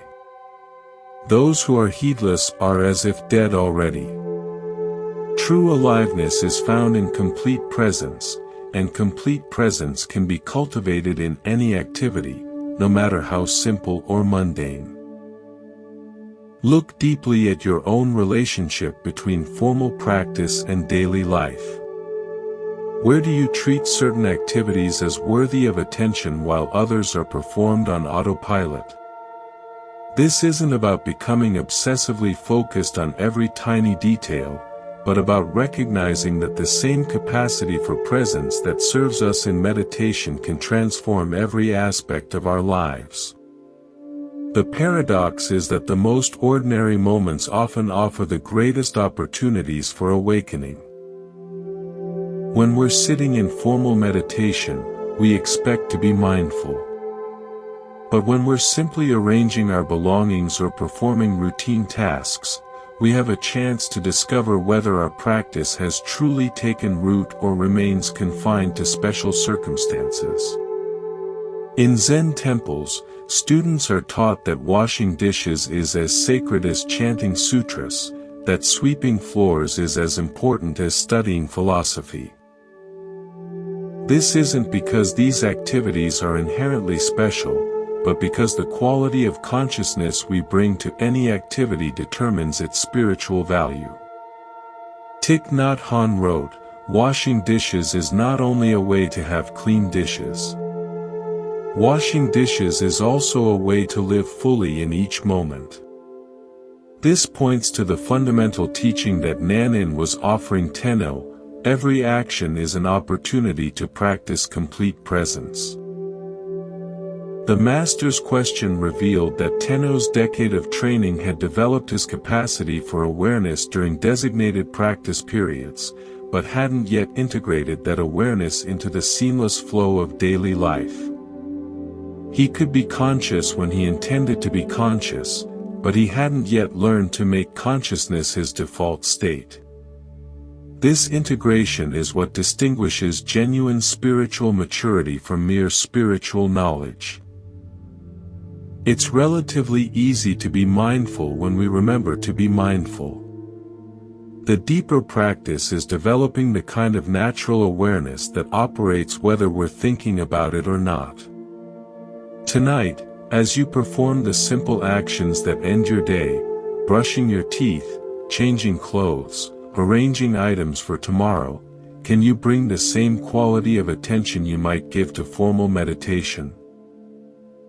Can you discover whether your spiritual practice has penetrated into the unconscious habits that make up so much of daily life? Buddha's wisdom reminds us, every moment is a teacher, and every place is a classroom. The umbrella beside the shoes was Tenno's teacher that day, revealing exactly where his practice needed to deepen. Sometimes the most profound lessons come disguised as the most ordinary questions, asked by masters wise enough to see that true awakening is found not in transcending the mundane, but in discovering the sacred hidden within it. Now, let's turn to a tale about the thin boundary between heaven and hell within our own hearts. This is the story of the samurai and the gates. In feudal Japan, a battle-hardened warrior named Noguchi sought out the renowned Zen master Hakuin. The samurai's armor bore the scars of countless conflicts, and his eyes carried the weight of a man who had seen too much violence. He approached the master's simple dwelling with a question that had been burning in his mind since his last campaign. "Master Hakuin," Noguchi said, bowing stiffly in his heavy armor, "I have spent my life fighting for my lord, facing death countless times. Tell me truthfully, is there really a paradise and a hell awaiting us after death?" Hakuin looked up from his tea, studying the warrior with penetrating eyes. "Who are you to ask such a question?" he inquired calmly. "I am a samurai," Noguchi replied with pride, straightening his shoulders. "I serve my lord with honor and have never retreated from battle." Hakuin's expression suddenly shifted to one of disdain. "You, a soldier?" he exclaimed with a dismissive laugh. "What kind of ruler would have you as his guard? Look at yourself. Your face looks like that of a common beggar, weathered and crude. How could someone so lowly claim to be a protector of nobility?" The word struck Noguchi like physical blows. His face flushed red with anger, and his hand instinctively moved to the hilt of his sword. The insult to his honor was unbearable. "So you have a sword?" Hakuin continued, his voice dripping with mockery. "Your weapon is probably much too dull to cut off my head. I doubt you could slice through a rice paper screen, let alone defend anyone of importance." Unable to contain his rage any longer, Noguchi began to draw his sword, the steel singing as it emerged from its scabbard. His entire body trembled with fury. His vision narrowed to focus solely on this insolent monk who dared to question his honor. At that precise moment, as the blade caught the afternoon light, Hakuin spoke with sudden clarity, "Here open the gates of hell." The words pierced through Noguchi's rage like an arrow finding its target. In that instant, he saw himself clearly, consumed by anger, ready to kill over wounded pride, his mind clouded by fury. He understood that hell was not some distant realm, but the very state he inhabited in that moment. The samurai's hand froze on his sword as recognition dawned across his features. Slowly, with great reverence, Noguchi sheathed his sword and bowed deeply before the master. His anger transformed into profound gratitude. "Here open the gates of paradise," Hakuin said gently, his voice now filled with compassion. Buddha's wisdom reminds us, hatred does not cease by hatred, but only by love. This is the eternal rule. What emerges from this story is a startling revelation about the geography of our inner world. Heaven and hell are not distant destinations but present moment experiences we create through the quality of our consciousness. Why do we so easily find ourselves at the gates of hell? Zen Buddhism points to the three poisons that cloud our minds: greed, hatred, and delusion. When Nogushi's pride was wounded, hatred arose instantly, transforming a peaceful afternoon into a realm of suffering. His entire reality shifted from curiosity about the afterlife to murderous rage in mere moments. The deeper teaching here shows us that we carry within ourselves the capacity for both states. Paradise and hell are not places we go to after death, they are experiences we inhabit while living. Each moment offers us the choice between the hell of reactivity and the paradise of awareness. Consider how often throughout your day similar transformations occur. A critical email arrives, and suddenly your peaceful morning becomes a realm of anxiety and resentment. Someone cuts you off in traffic, and the spaciousness of your drive contracts into a tight knot of irritation. A thoughtless comment from a colleague, and your contentment dissolves into hurt feelings and defensive thoughts. In Zen practice, we cultivate the capacity to recognize these moments of transition. Like Noguchi drawing his sword, we learn to catch ourselves at the very moment we're about to enter hell through our reactions. This recognition itself becomes the key that opens the gates of paradise. Zen master Huangpa taught, "The foolish reject what they see, not what they think. The wise reject what they think, not what they see." When we're caught in reactivity, we're rejecting the present moment, the master's teaching, the opportunity for awakening. In favor of our thoughts about how things should be. The Buddha said, "Better than 1,000 hollow words is one word that brings peace." Hakuin's apparent insults were not cruelty, but compassion in disguise. By provoking Nogushi's anger so skillfully, he showed the warrior exactly what he needed to see, that hell is a state of mind we enter through our own choices. This teaching invites us to examine our own triggers. What words or situations instantly transport us to hell? Perhaps it's feeling unappreciated at work, being misunderstood by family, or facing unexpected challenges. Each of these experiences offers the same choice Noguchi faced: will we draw our sword, or recognize the teaching? Tonight, as you notice irritation arising in response to some frustration, can you remember Hakuin's lesson? Can you recognize the moment when you're about to enter hell through your reactions and instead choose the paradise of awareness? As the Buddha taught, what we think, we become. In each moment, we are either opening the gates of hell through unconscious reactivity or opening the gates of paradise through mindful presence. Now, let's turn to a story about the relationship between outer circumstances and inner cultivation. This is the tale of the horse and the mind. In a remote mountain region where execution grounds served as sobering reminders of mortality, Zen Master Bankei sought to test the depth of his spiritual realization.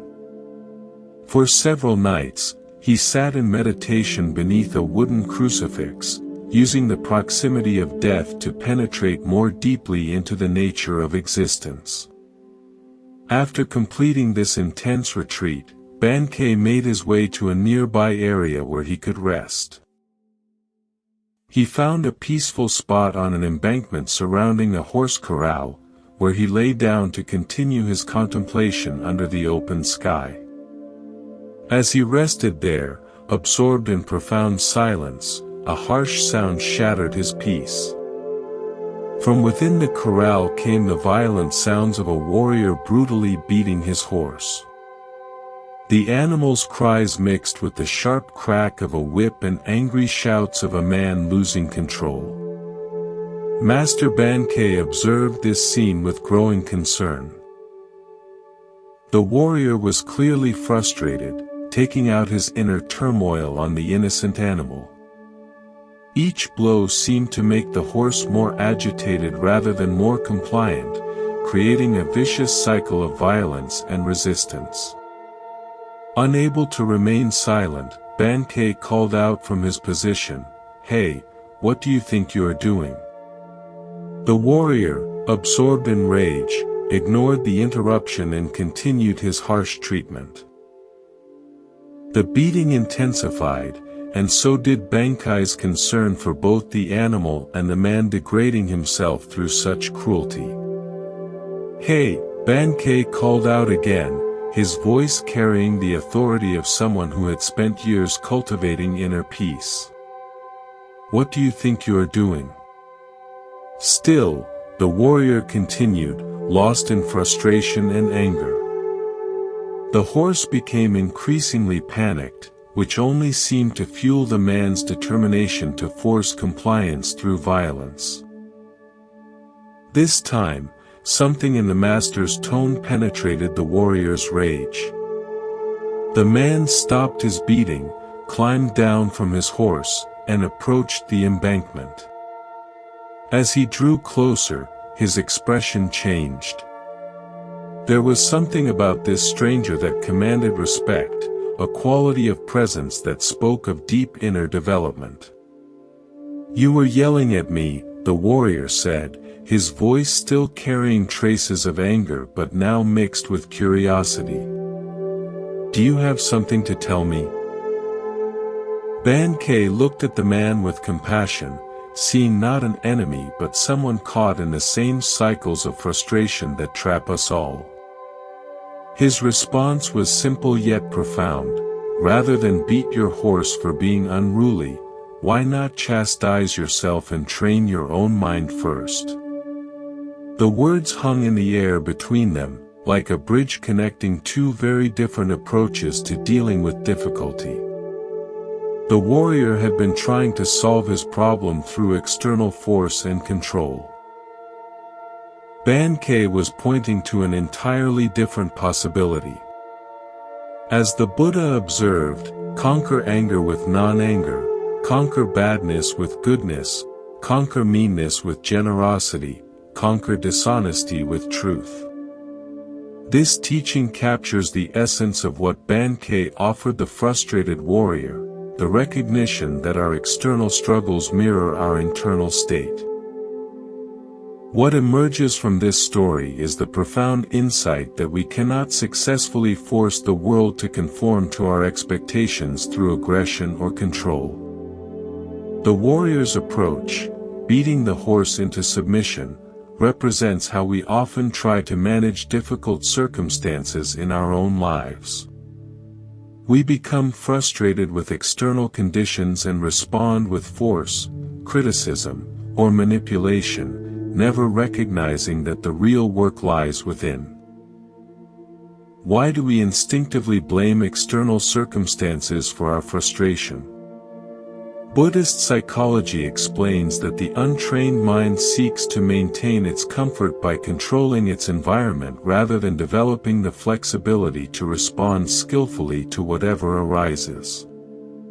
This creates what Zen calls pushing the river, exhausting ourselves trying to force reality to match our preferences. Consider how this pattern manifests in daily life. The computer that crashes during an important project becomes the target of our anger when the real issue is our attachment to having technology work perfectly. The traffic jam that makes us late triggers road rage when the actual problem is our expectation that travel should always be smooth. The family member who doesn't respond to our advice becomes the focus of our frustration when the deeper issue is our need to control others' choices. In each case, we're like the warrior beating the horse, applying force to external circumstances while ignoring the internal conditions that create our suffering. The horse represents the uncontrollable aspects of life, other people's behavior, natural events, technological failures, and the inherent unpredictability of existence. Zen teacher Pema Chodron writes, "You are the sky. Everything else is just the weather." This points to the same truth Bankei offered the warrior.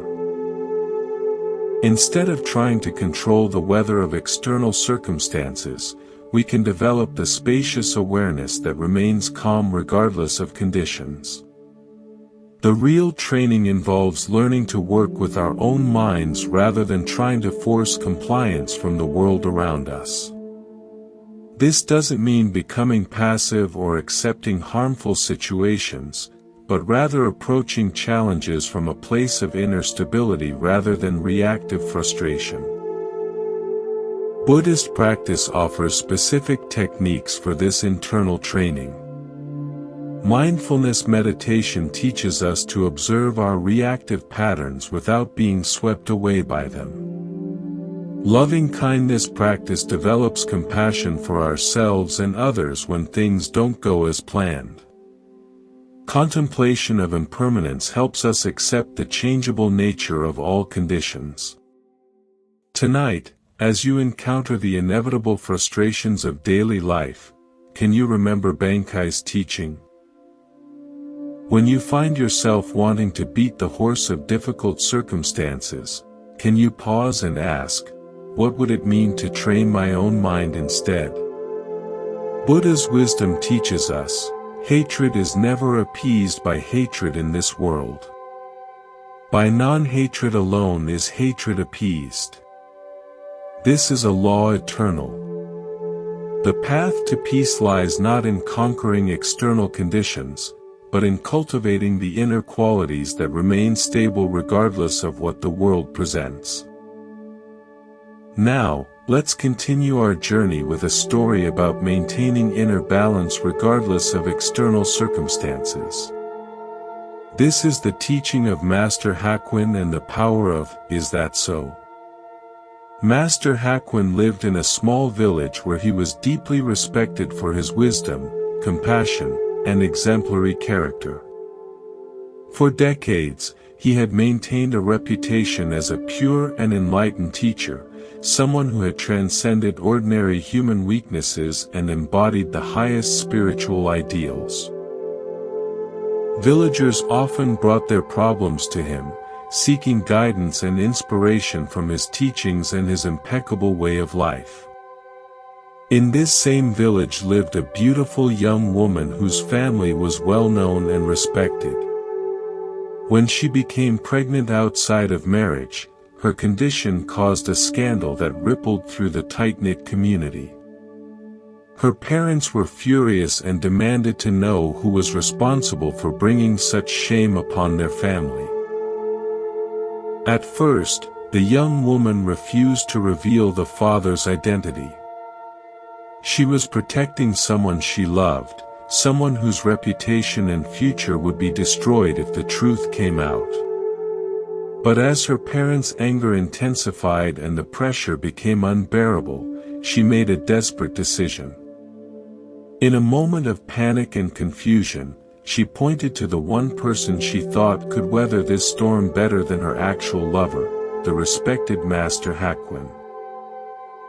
When her outraged parents confronted the Zen master with their daughter's accusation, they expected protests of innocence, explanations, or at least some expression of shock at being falsely accused. Instead, Hakuin listened calmly to their angry words and simply replied, "Is that so?" His response only seemed to confirm their worst suspicions. Surely, an innocent man would defend himself more vigorously. The scandal exploded throughout the village. People who had revered Hakuin as a saint now whispered that he was a hypocrite who had been living a lie. His reputation was destroyed overnight, and former students abandoned him in disgust and disappointment. When the child was born, the parents brought the baby directly to Hakuin. "This is your responsibility now," they declared bitterly. "Since you are the father, you must take care of this child." They thrust the infant into his arms and walked away, leaving him to face the consequences of a crime he had never committed. Again, Hakuin simply said, "Is that so?" and accepted the baby without protest or explanation. For many months, the former master cared for the child with tender attention. He fed the infant, changed diapers, walked the floors during sleepless nights, and provided all the love and care that any devoted parent would give. Neighbors who had once brought him offerings of food and respect now ignored him or spoke of him with contempt. He had lost his position, his reputation, and his livelihood. But he continued to care for the child with peaceful dedication. Meanwhile, the young woman struggled with the weight of her lie. Watching the revered teacher suffer for her deception while caring lovingly for a child that wasn't his became unbearable.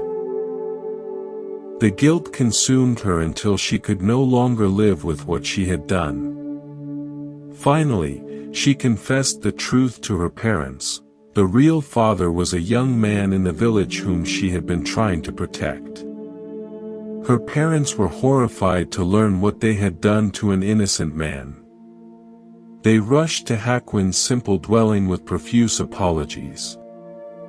"Master, we have wronged you terribly," they said, bowing deeply. "Our daughter has confessed that you are not the father. We know now that you have suffered unjustly for our mistake. Please forgive us, and allow us to take the child back to its real family." Hakuin listened to their apologies with the same equanimity he had shown to their accusations. As he gently placed the baby in their arms, he offered the same response he had given throughout the entire ordeal, "Is that so?" As Buddha's wisdom reminds us, hatred does not cease by hatred, but only by love.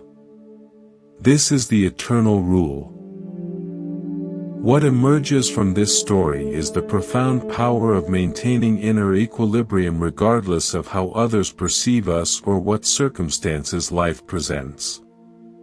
Why do we allow external events and other people's opinions to determine our inner state? Zen Buddhism teaches that true freedom comes from developing an unshakable center that remains stable whether we're being praised or blamed, honored or dishonored, treated fairly or unjustly. Hakuin's response, "Is that so?" represents a profound spiritual practice. He wasn't being indifferent or passive.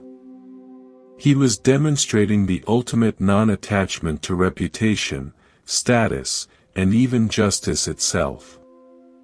His consistent response showed that his sense of worth and purpose came from within rather than from external validation. Consider how differently most of us would react to false accusations, public humiliation, and complete loss of reputation. The natural human response is to defend ourselves, to fight against injustice, to demand that others see the truth. But Hakuin's approach reveals another possibility, meeting all circumstances with the same peaceful acceptance. This doesn't mean we should never defend ourselves or that we should passively accept all injustices. Hakuin's teaching is more subtle. He shows us that our inner peace doesn't have to depend on external circumstances being fair or favorable. We can maintain our center regardless of how the world treats us. The Buddha taught, "You will not be punished for your anger, you will be punished by your anger." Hakuin's equanimity protected him from the additional suffering that would have come from resentment, self-pity, or desperate attempts to restore his reputation. While the situation was undoubtedly challenging, he didn't compound the difficulty with emotional resistance. Look deeply at your own reactions to criticism, misunderstanding, or unfair treatment. How much of your suffering comes from the actual events, and how much comes from your mental and emotional responses to those events? Hakuin's example suggests that we have far more control over the second source of suffering than the first. Tonight, as you encounter whatever judgments, misunderstandings, or unfair treatments life may bring, can you remember Master Hakuin's peaceful, "Is that so?" Can you find the space between what happens to you and how you respond, discovering that your inner peace need not be held hostage by external circumstances? Buddha's wisdom teaches us, peace comes from within. Do not seek it without. True spiritual development isn't measured by how well life treats us, but by how gracefully we can meet whatever life brings, maintaining our compassion, dignity, and inner tranquility regardless of whether the world recognizes our worth or understands our true nature.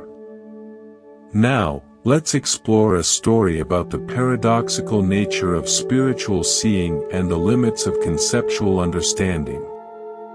This is the teaching of 3 strikes and deeper vision. In the mountain monastery where the 6th Patriarch Huineng taught, students came from across China to study with the master whose realization was said to surpass all others of his time.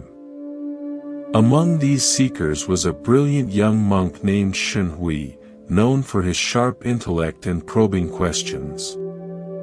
Unlike many students who approached the patriarch with humble requests for basic instruction, Shenhui often challenged the master with sophisticated philosophical inquiries.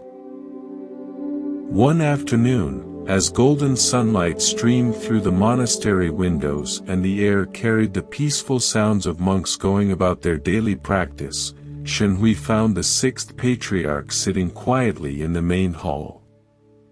The master's posture was perfectly still, his breathing soft and natural, his expression serene yet alert, the embodiment of meditation in action.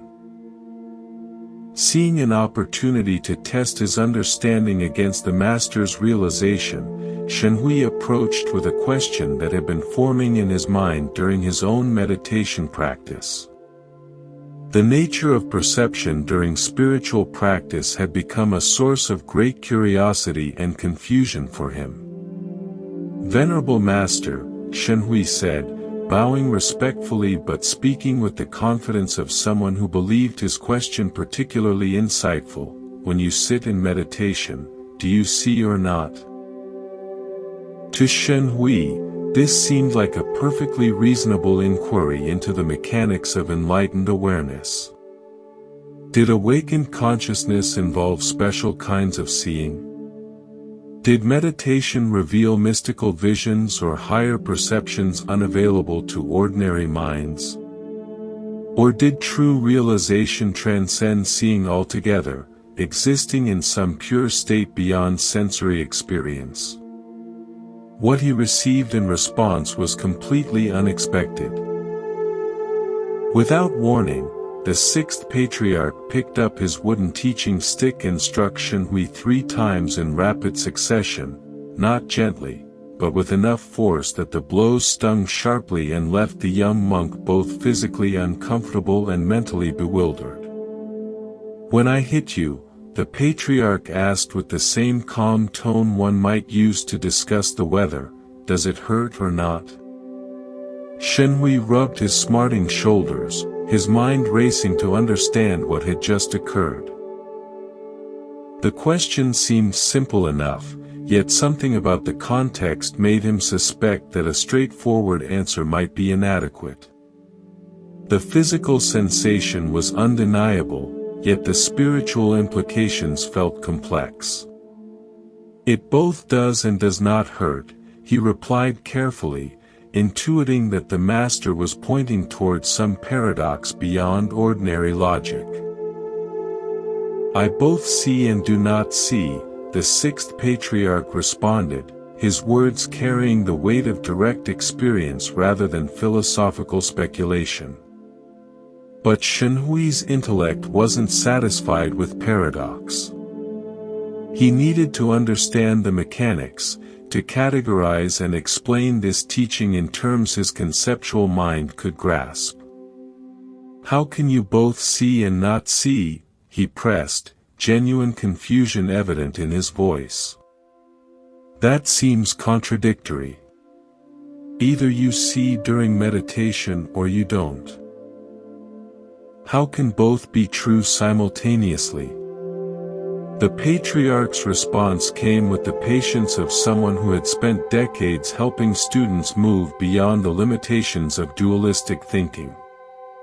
"What I see," he explained with gentle clarity, "are the waverings and wanderings of my own mind. What I do not see is the right and wrong and good and bad of other people. This is my seeing and not seeing." With these words, the entire teaching crystallized. The Master wasn't speaking about mystical visions or transcendent states, but about the fundamental shift in perception that accompanies genuine spiritual maturity. Ancient Buddhist wisdom tells us, the mind is everything. What you think, you become. This teaching relates profoundly to the Patriarch's lesson about the nature of awakened seeing. Why do we become confused when spiritual teachings transcend ordinary logic? Zen Buddhism explains that our conceptual mind operates through dualistic categories, seeing or not seeing, pain or no pain, right or wrong. But enlightened awareness doesn't eliminate these experiences, it transforms our relationship to them. The deeper teaching here shows us what authentic spiritual perception actually involves. The Patriarch sees his own mental processes clearly, the arising and passing of thoughts, emotions, and reactions. This isn't a mystical power, but the natural result of sustained mindfulness practice. He observes the waverings and wanderings of consciousness without being lost in them.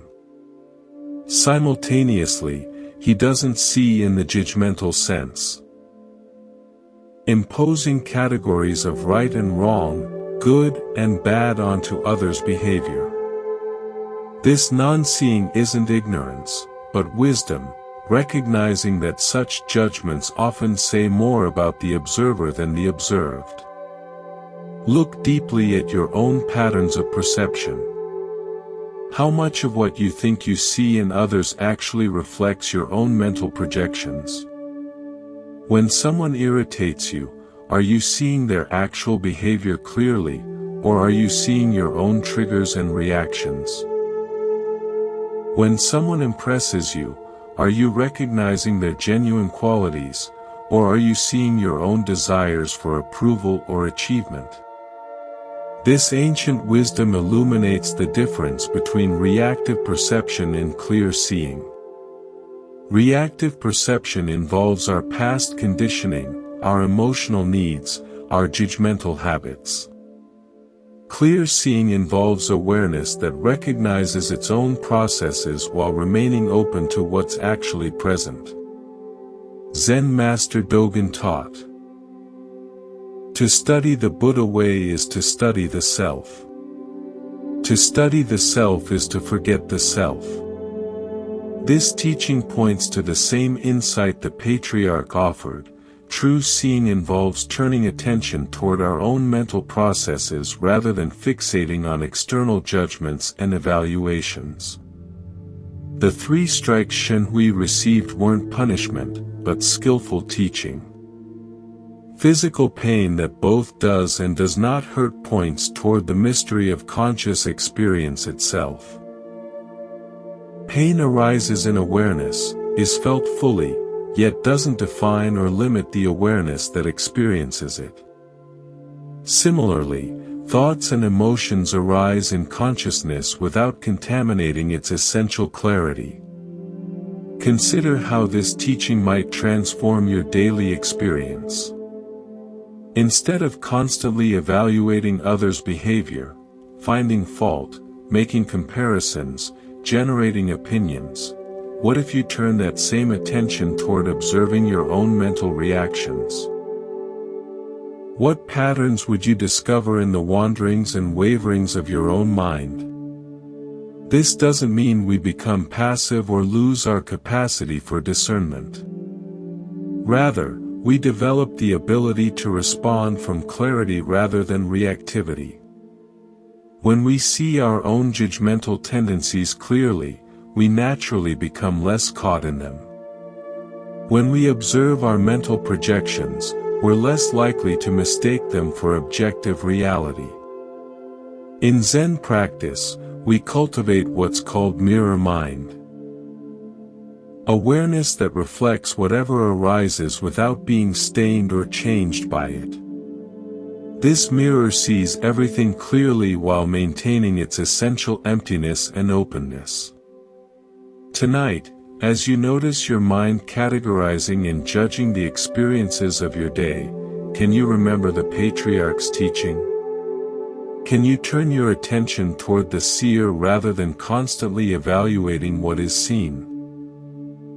Can you discover the freedom that comes from seeing your own mental processes without being enslaved by them?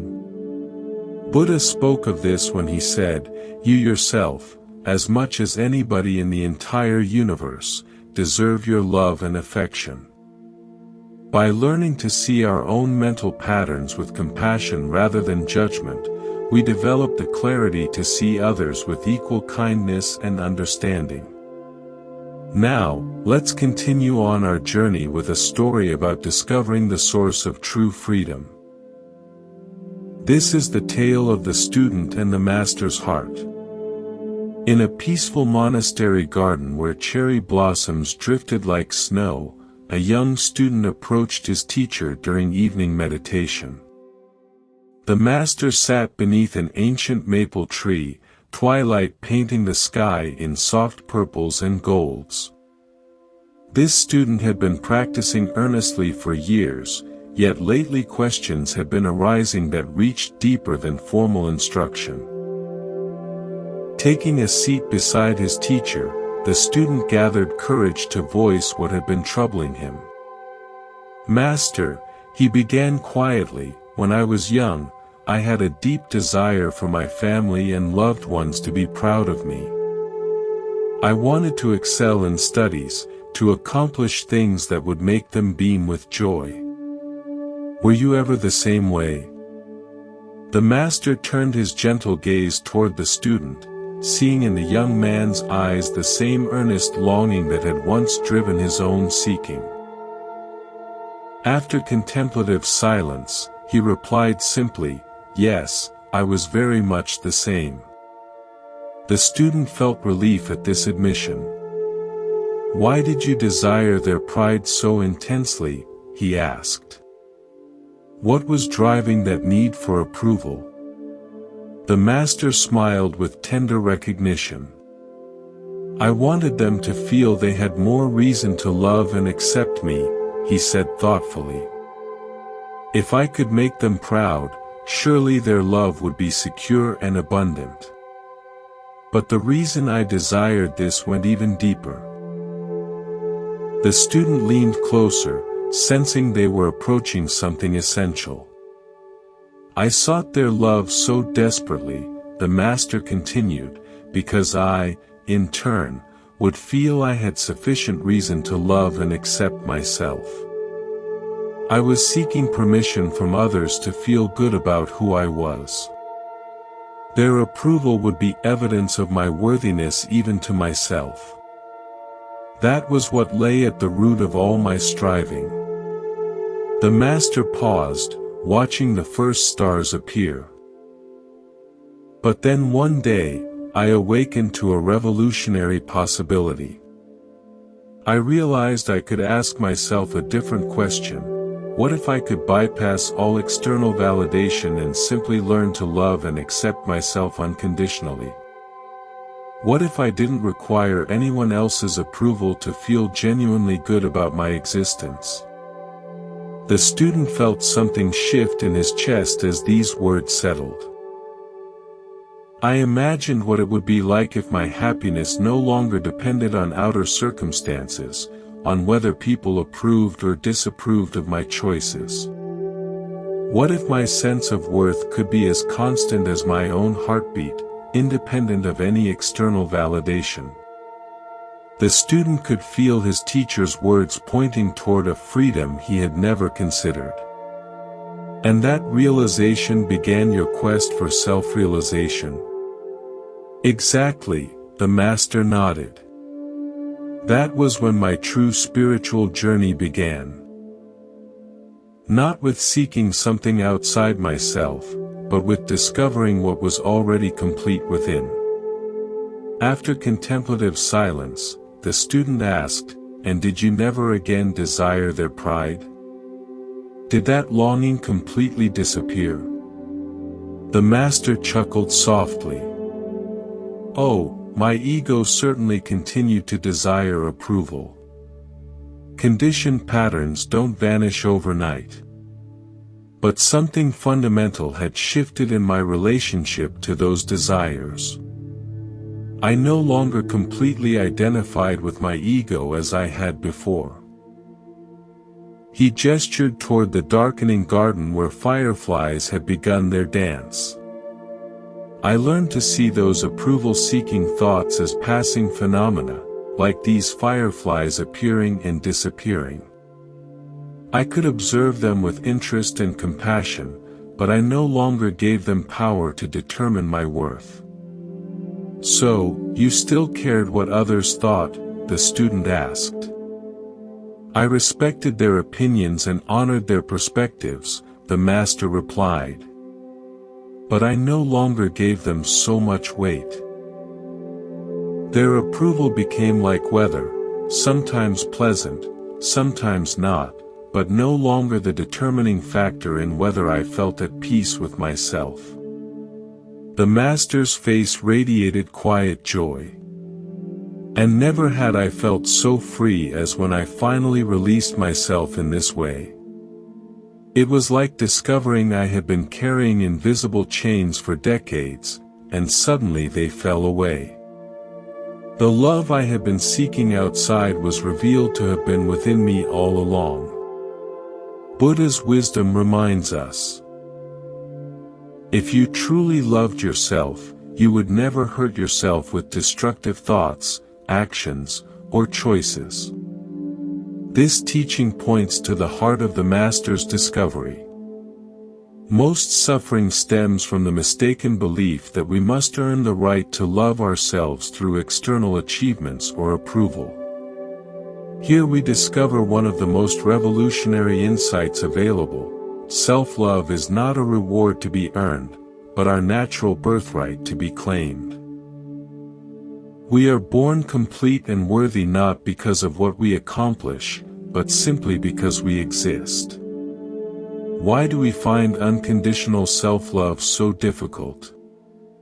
From childhood, we absorb messages suggesting love must be earned through good behavior, achievement, or pleasing others.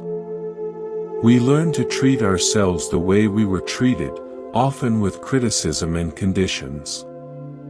These patterns become so familiar that unconditional self-acceptance feels foreign. Our culture intensifies this conditioning by promoting the myth that happiness comes from external sources.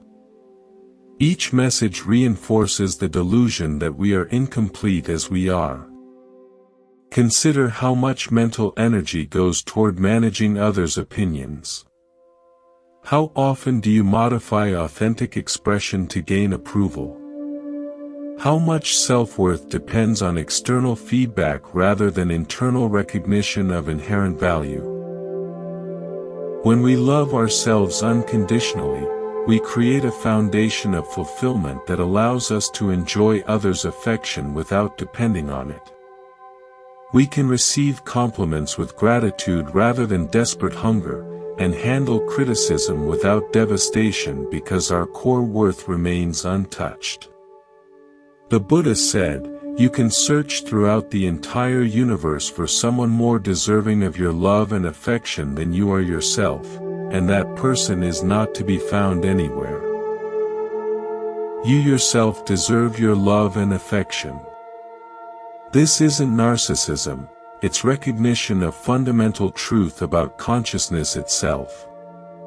Tonight, as you rest in this moment's quiet, can you sense the presence that is reading these words? This awareness that knows your thoughts and witnesses your experiences is not improved or diminished by anything that happens. It remains constant and clear, like space itself. What would it be like to treat this aware presence with the tenderness it deserves? Perhaps you could offer yourself the same patience you'd give a beloved child learning, or the same compassion you'd feel for a friend in difficulties. As the Buddha taught, hatred is never appeased by hatred. By non-hatred alone is hatred appeased. Self-criticism is never healed by more self-criticism. Only by learning to love ourselves exactly as we are do we create inner conditions for authentic transformation. In discovering this unconditional love within, we find the freedom we sought through others' approval was always here, beating steadily in our own hearts. Now, let's continue our journey with a story about the transformative power of fearlessness and unconditional compassion. This is the tale of the thief and the Zen master. One quiet evening, as twilight painted the sky in shades of purple and gold, Zen master Shikiri Kojin sat in his simple home reciting ancient sutras. His voice flowed rhythmically through the peaceful rooms, each word a meditation, each breath a prayer. The soft glow of candlelight danced across the walls as he immersed himself completely in the sacred texts, finding deep tranquility in the familiar verses. Suddenly, the serenity was shattered. The front door burst open with a violent crash, and a desperate man entered, brandishing a sharp sword that gleamed menacingly in the candlelight. His eyes were wild with desperation, his clothes dirty and torn, his breathing heavy from running. He had clearly chosen this isolated house because he believed it would be an easy target. A peaceful monk would offer no resistance. "Money or your life?" the thief demanded, his voice trembling with a mixture of fear and aggression. He expected the old man to cower, to plead, to scramble frantically for whatever valuables he might have hidden away. But Shikiri didn't even look up from his sutra book. His voice remained calm and steady as he continued reciting for a moment before pausing to address the intruder. "Please don't disturb my practice," he said with the same gentle tone he might use to ask someone to close a door. "If you need money, help yourself. It's in that drawer over there."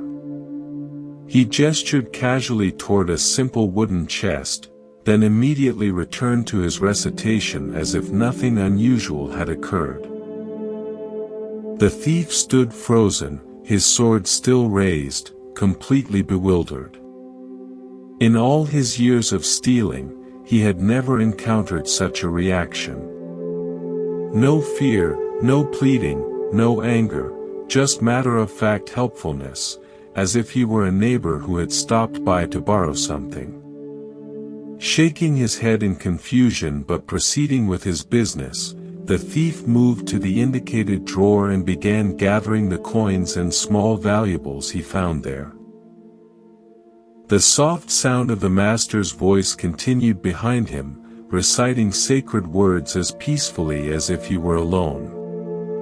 Just as the thief was preparing to leave with his stolen goods, the master's voice called out again. "Wait," Shikiri said, finally looking up from his book. "Please don't take everything. I need some of that money to pay my taxes tomorrow. Leave a little for me, won't you?" The thief stared at him in amazement. Here was a man who was being robbed, calmly negotiating the terms of his own robbery, as if they were conducting normal business. Almost without thinking, the thief returned some of the money to the drawer. As he turned to leave, certain that this strange encounter was finally over, the master's voice stopped him once more.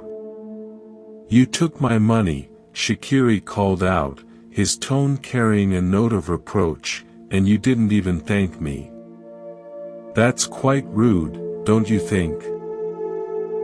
This final comment left the thief completely speechless. His sword hand began to shake. Never in his most violent encounters had he been so thoroughly unnerved. Here was a man who treated robbery as if it were a favor, who was more concerned about politeness than personal safety. Thank you," the thief stammered, and then fled into the night as quickly as his legs would carry him. Later, when the thief was caught and confessed to numerous crimes, including the incident at Shikiri's house, the master was called as a witness. The court officials expected him to demand justice, to describe the terror and violation he had experienced. Instead, Shikiri spoke with the same calm clarity he had shown that evening. "This man did not steal anything from me," he testified. "I gave him the money freely. He even thanked me for it, though it took a little reminding." The thief, sitting in chains, felt something break open in his chest as he heard these words. This man had not only shown him extraordinary kindness in the moment of the crime, but was now protecting him from the consequences. For the first time in years, tears came to his eyes, not tears of self-pity or anger, but tears of recognition. He had encountered something he had never experienced before, love without conditions.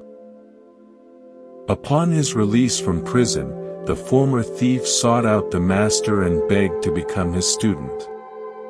Under Shikiri's patient guidance, he learned to cultivate the same fearless compassion he had witnessed that night. Years later, through dedicated practice and the master's unwavering belief in his potential for transformation, he attained the deep peace and wisdom of enlightenment. As the Buddha observed, hatred does not cease by hatred, but only by love. This is the eternal rule. What emerges from this story is the revolutionary power of meeting violence with absolute peace, responding to taking with giving, and answering fear with love. Why do we instinctively believe that force must be met with force, that aggression requires defensive reaction? Zen Buddhism reveals that this pattern, while natural, often perpetuates the very conflicts it seeks to resolve.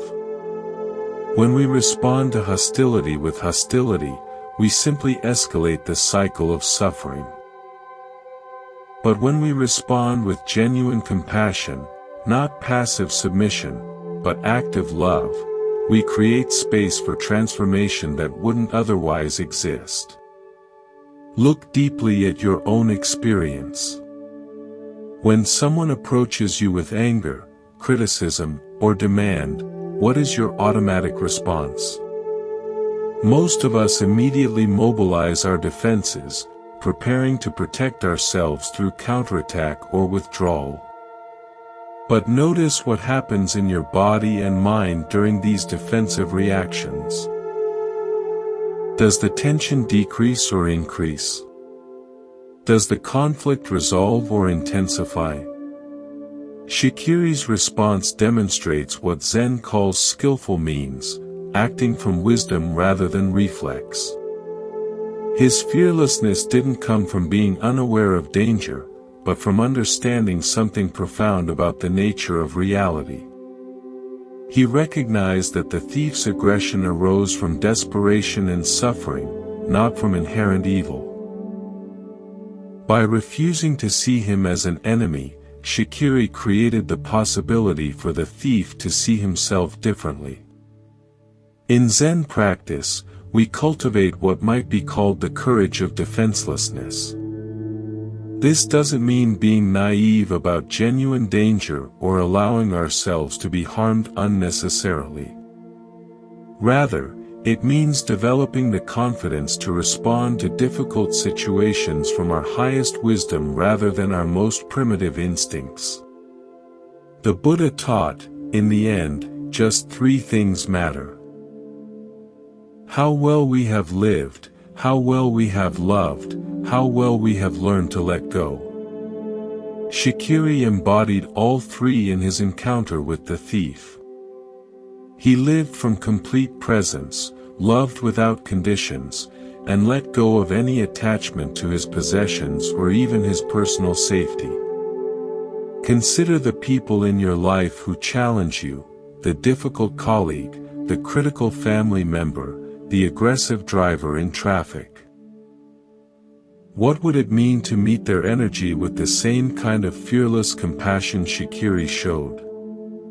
Not by agreeing with them or submitting to their demands, but by refusing to match their level of reactivity, by staying connected to your own center of peace regardless of their behavior. Tonight, as you encounter your own moments of tension or conflict, can you remember the master who treated a robber as an honored guest? Can you find the space between stimulus and response where choice lives, where you can decide to meet aggression with peace, taking with giving, fear with love? Buddha's wisdom reminds us, better than 1,000 hollow words is one word that brings peace. Sometimes the most powerful response to violence is simply to remain unshakable in our commitment to compassion, knowing that love has a transformative power that force can never match. Now, let's explore a Zen story about the irreplaceable nature of direct spiritual transmission.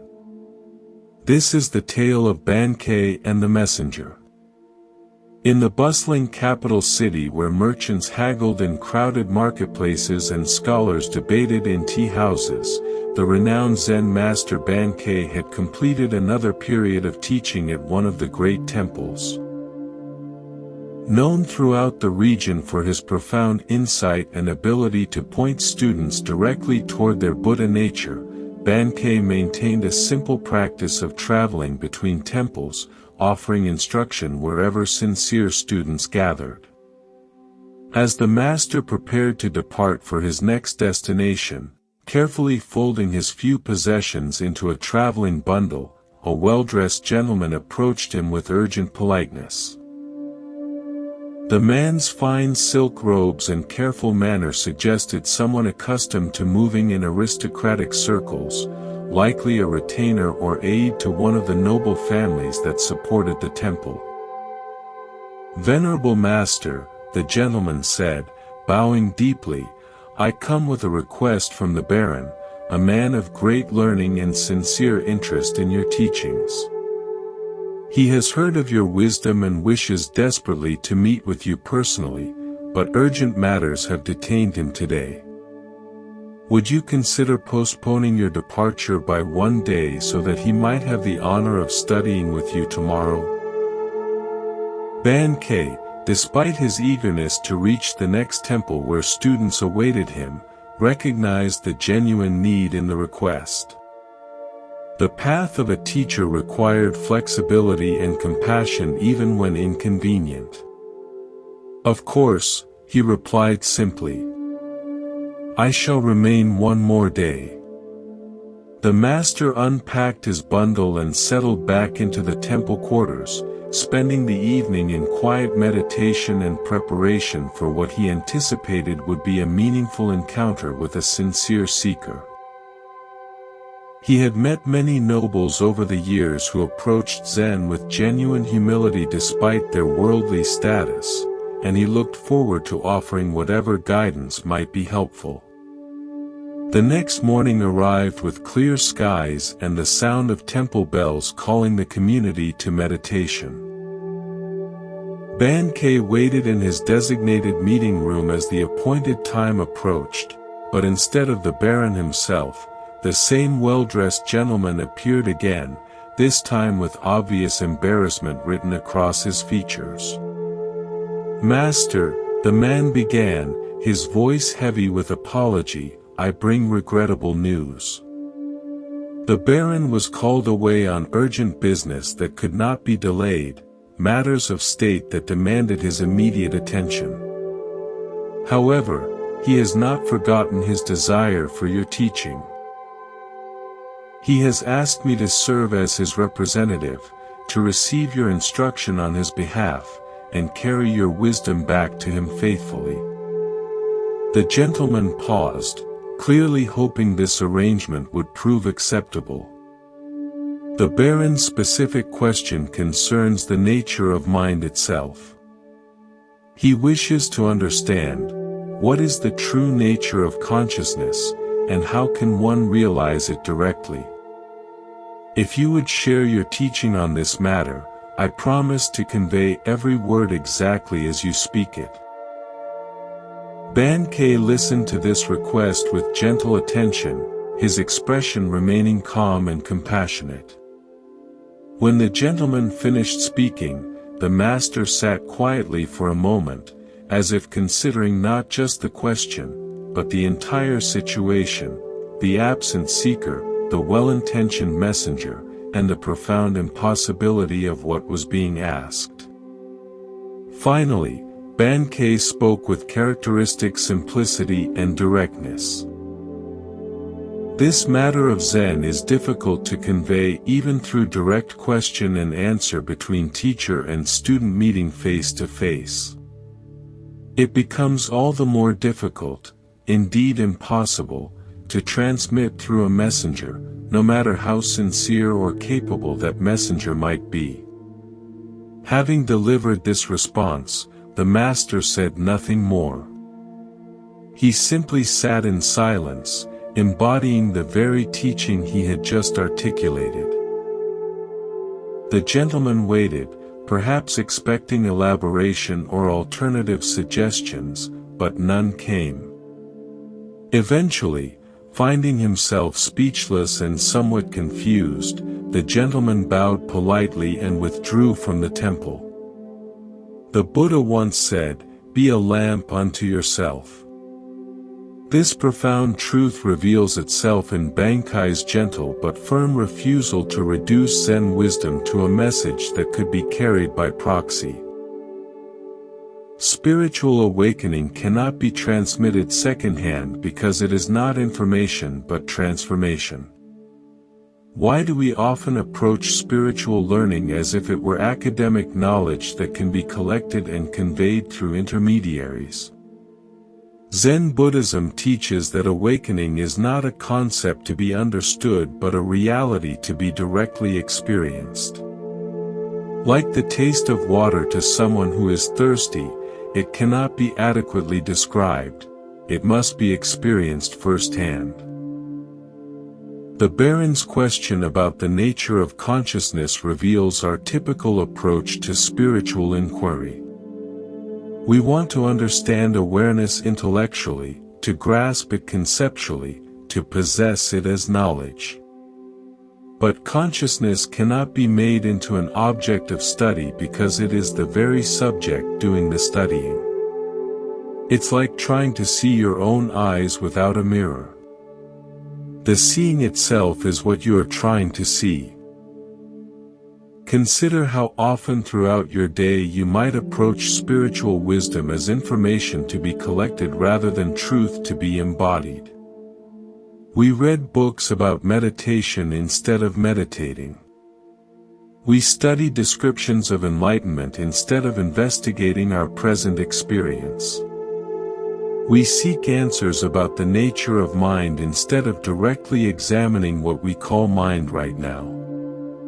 Zen Master Dogen taught, to study the Buddha way is to study the self. To study the self is to forget the self. This paradox points to the heart of why spiritual transmission requires direct engagement. The self that wants to understand Buddhism intellectually is the very construction that must be seen through. This seeing through happens not through accumulating knowledge, but through intimate investigation of immediate experience. The messenger in the story represents our own tendency to approach awakening indirectly. We want to understand consciousness from a safe distance, maintaining the illusion that we are separate observers studying an object called awareness. But awareness is what we are, not what we have.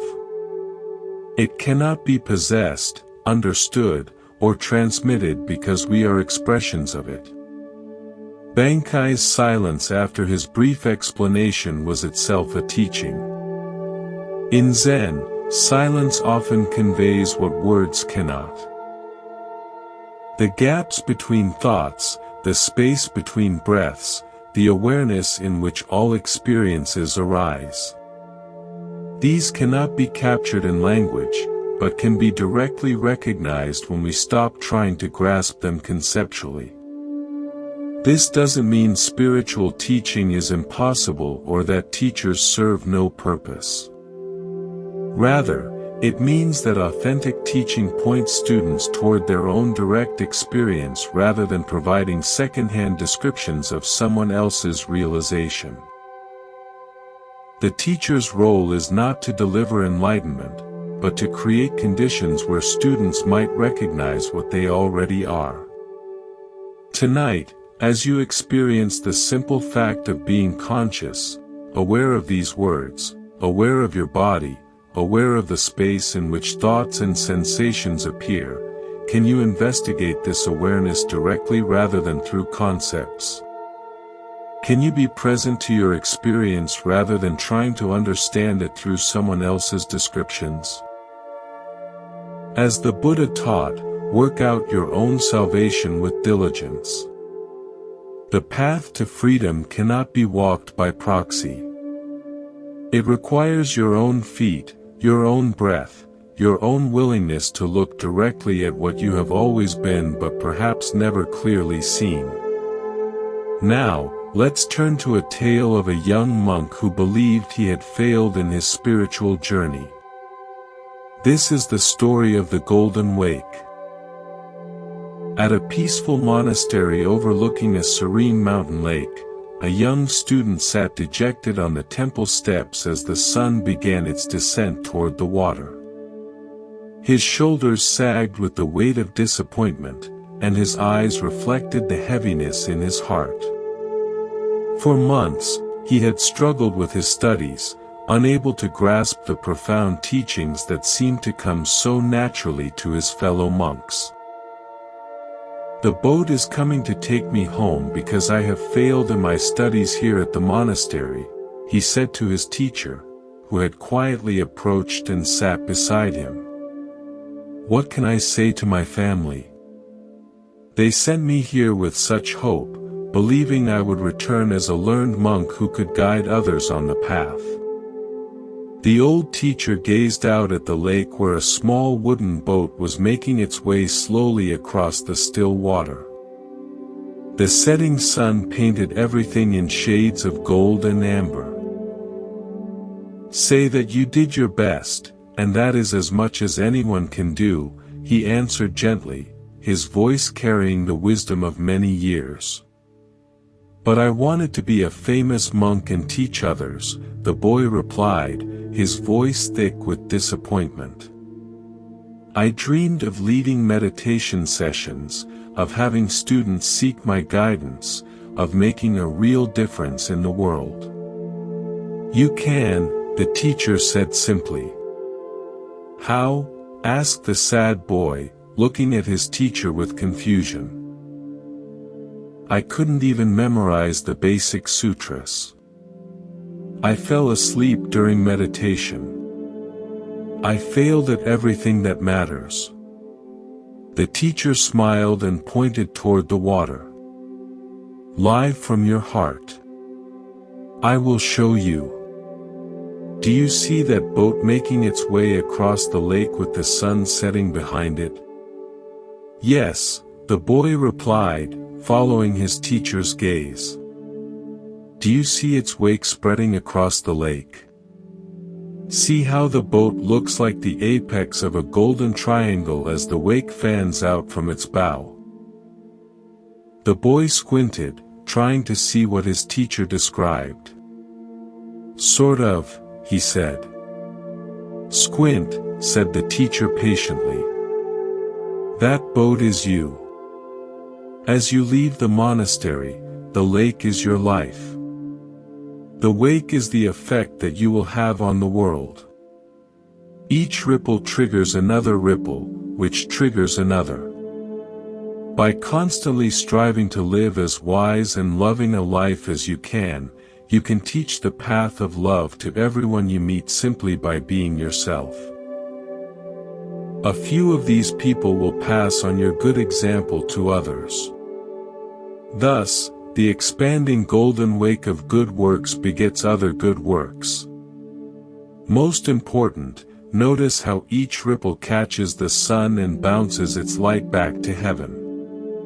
The boy watched in wonder as the simple boat continued its journey, the wake indeed forming an ever-widening triangle of light upon the water. Each small wave caught the golden sunlight and reflected it back toward the sky in countless sparkling points. Would you come home with me and explain all of this to my father? Asked the boy, hope beginning to kindle in his voice. Buddha's wisdom reminds us, a candle loses nothing by lighting another candle. The deeper teaching here shows us that influence spreads not through grand gestures or perfect knowledge, but through the simple authenticity of a heart committed to goodness. Why do we believe that only formal credentials or recognized achievements qualify us to make a meaningful impact? Zen Buddhism points to our attachment to external validation and our misunderstanding of how wisdom actually transmits from person to person. We imagine that teaching requires a podium, a title, or a certificate, when in reality, the most profound lessons are shared through the quality of our presence and the integrity of our actions. Consider how often throughout your day you encounter people who touch your life not through their expertise, but through their kindness, their patience, or their simple human warmth. The grocery store clerk who greets you with genuine care, the stranger who offers directions with a smile, the friend who listens without judgment, these people create ripples that extend far beyond their awareness. In Zen practice, we cultivate what might be called unconscious teaching. This is the natural transmission that occurs when we align our actions with our deepest values. Like the boat on the lake, we may not see our wake, but it spreads inevitably behind us, touching shores we never knew existed. The Buddha said, thousands of candles can be lighted from a single candle, and the life of the candle will not be shortened. Happiness never decreases by being shared. Each moment of authentic living becomes a teaching. Each act of compassion creates ripples. Each choice to respond with wisdom rather than reactivity sends light back toward heaven. Tonight, as you reflect on your own journey, can you see the golden wake you're already creating? Perhaps it's in the patience you show a difficult family member, the encouragement you offer a struggling colleague, or the simple presence you bring to everyday encounters. The light you reflect may be illuminating paths you've never imagined. Now, let's turn to a story about the deceptive nature of appearances and the masks we wear in seeking acceptance. This is the tale of the hungry abbot and the generous robe. In a bustling merchant quarter of an ancient Chinese city where silk traders and wealthy families built elaborate houses behind high walls, there lived a man whose prosperity was known throughout the region. His mansion boasted carved jade doorways, courtyards filled with exotic birds, and servants who attended to every detail of daily life. This man took great pride in his position and was particular about maintaining his reputation among other prominent citizens. One morning, as autumn rain fell steadily on the cobblestone streets, a figure approached his ornate front gate. The visitor was a Zen abbot from a mountain monastery, but he appeared as nothing more than a beggar. His simple brown robes were patched and worn thin from years of use. His sandals were cracked and muddy from walking mountain paths, and his wooden begging bowl showed the stains and scratches of countless meals received in charity. The abbot stood quietly at the gate, rain dripping from his shaved head, and waited with the patient dignity that comes from years of spiritual practice. When the gatekeeper finally noticed him, the man's expression immediately showed disdain. "What do you want, beggar?" the gatekeeper asked harshly, not bothering to bow or show any respect. "This is the house of an important man. We have no scraps for wanderers." "I am traveling and seeking alms," the abbot replied gently. "Perhaps your master would offer a simple meal to a monk."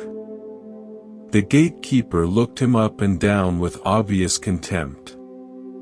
These ragged clothes, this worn appearance, clearly, this was just another vagrant trying to take advantage of his master's household.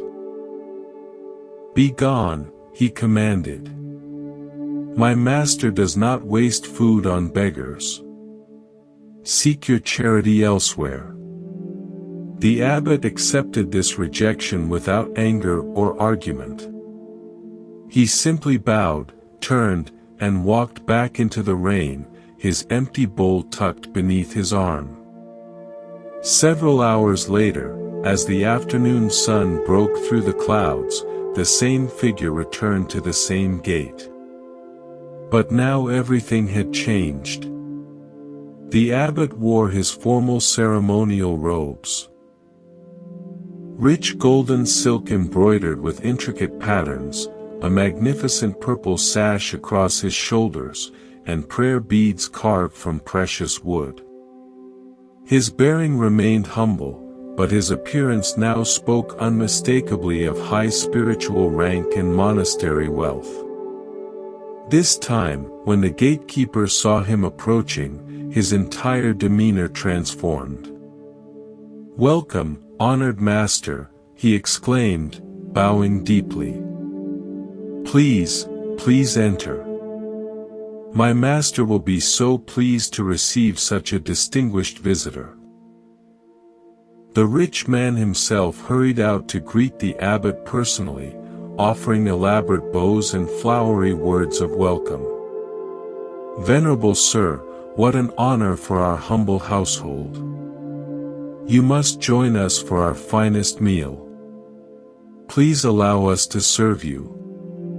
They ushered the abbot into their most elegant dining room, where servants quickly prepared a sumptuous feast.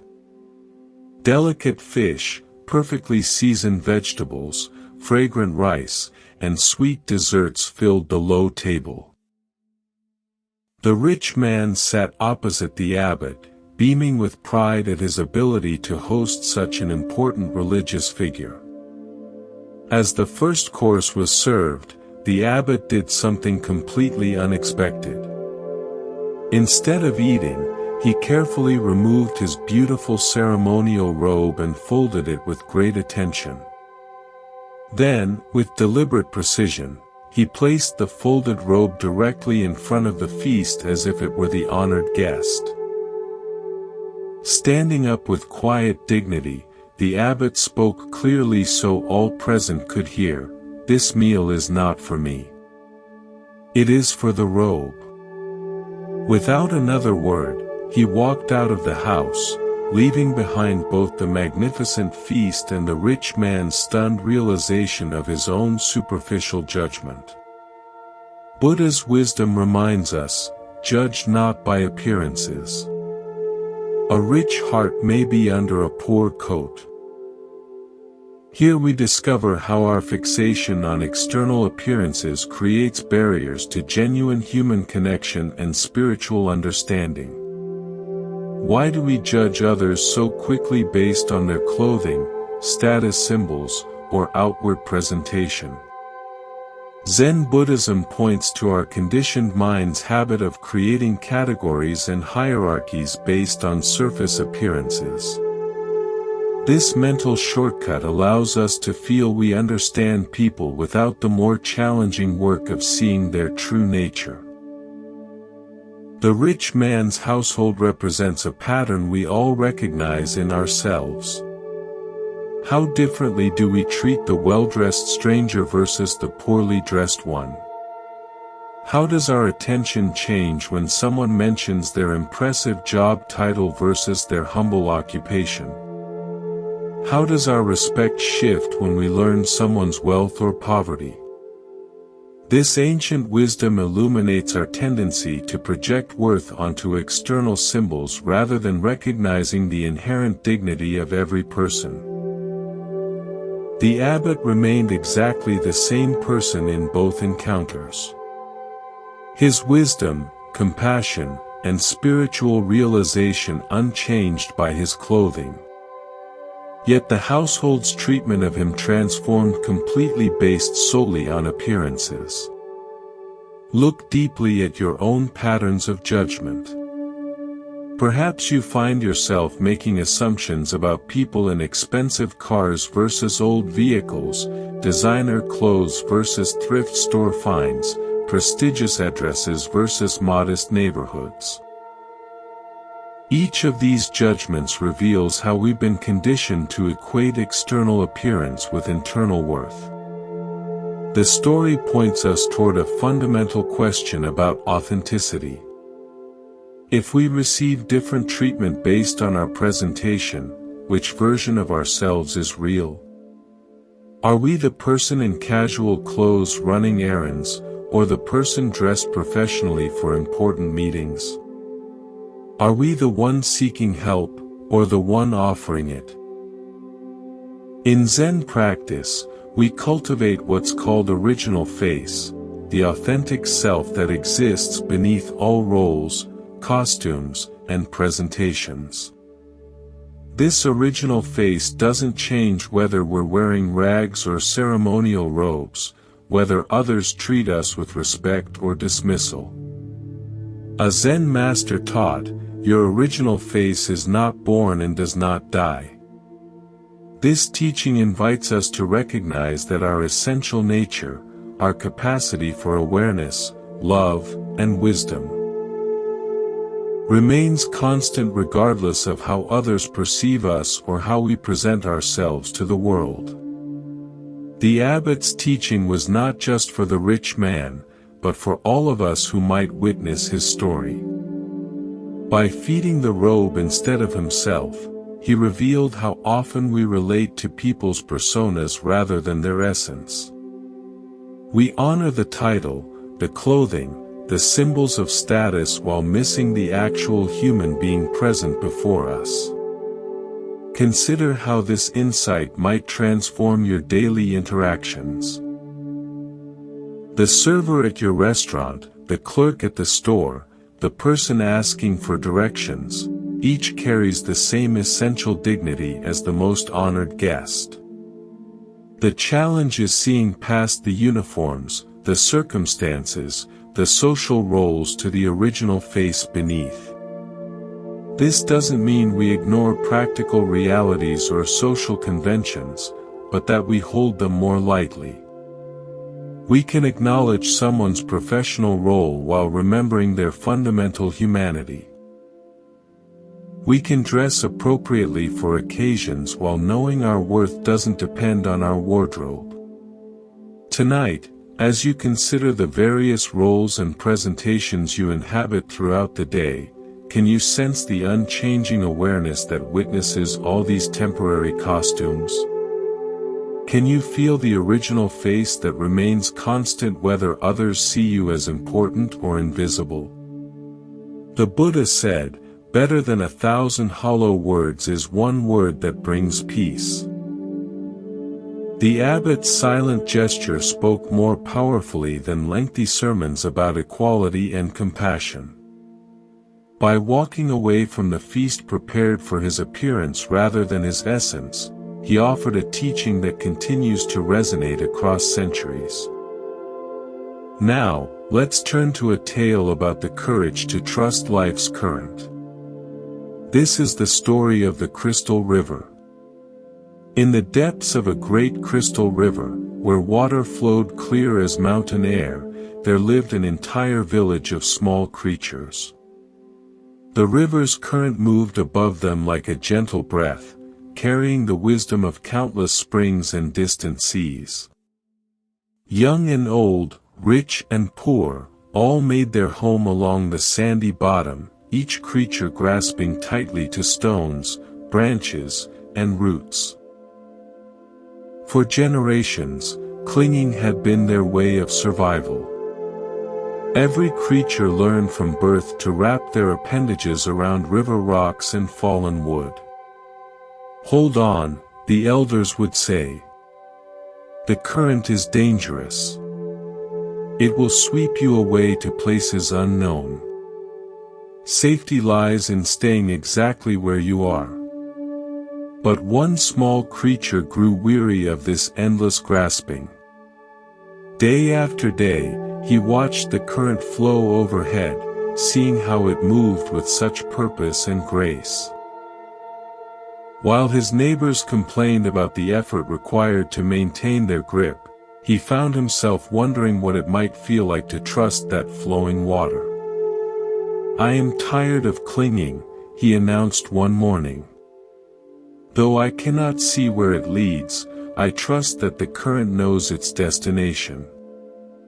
I shall let go and allow it to carry me where it will, for I fear that if I continue clinging, I shall die of boredom before I ever truly live."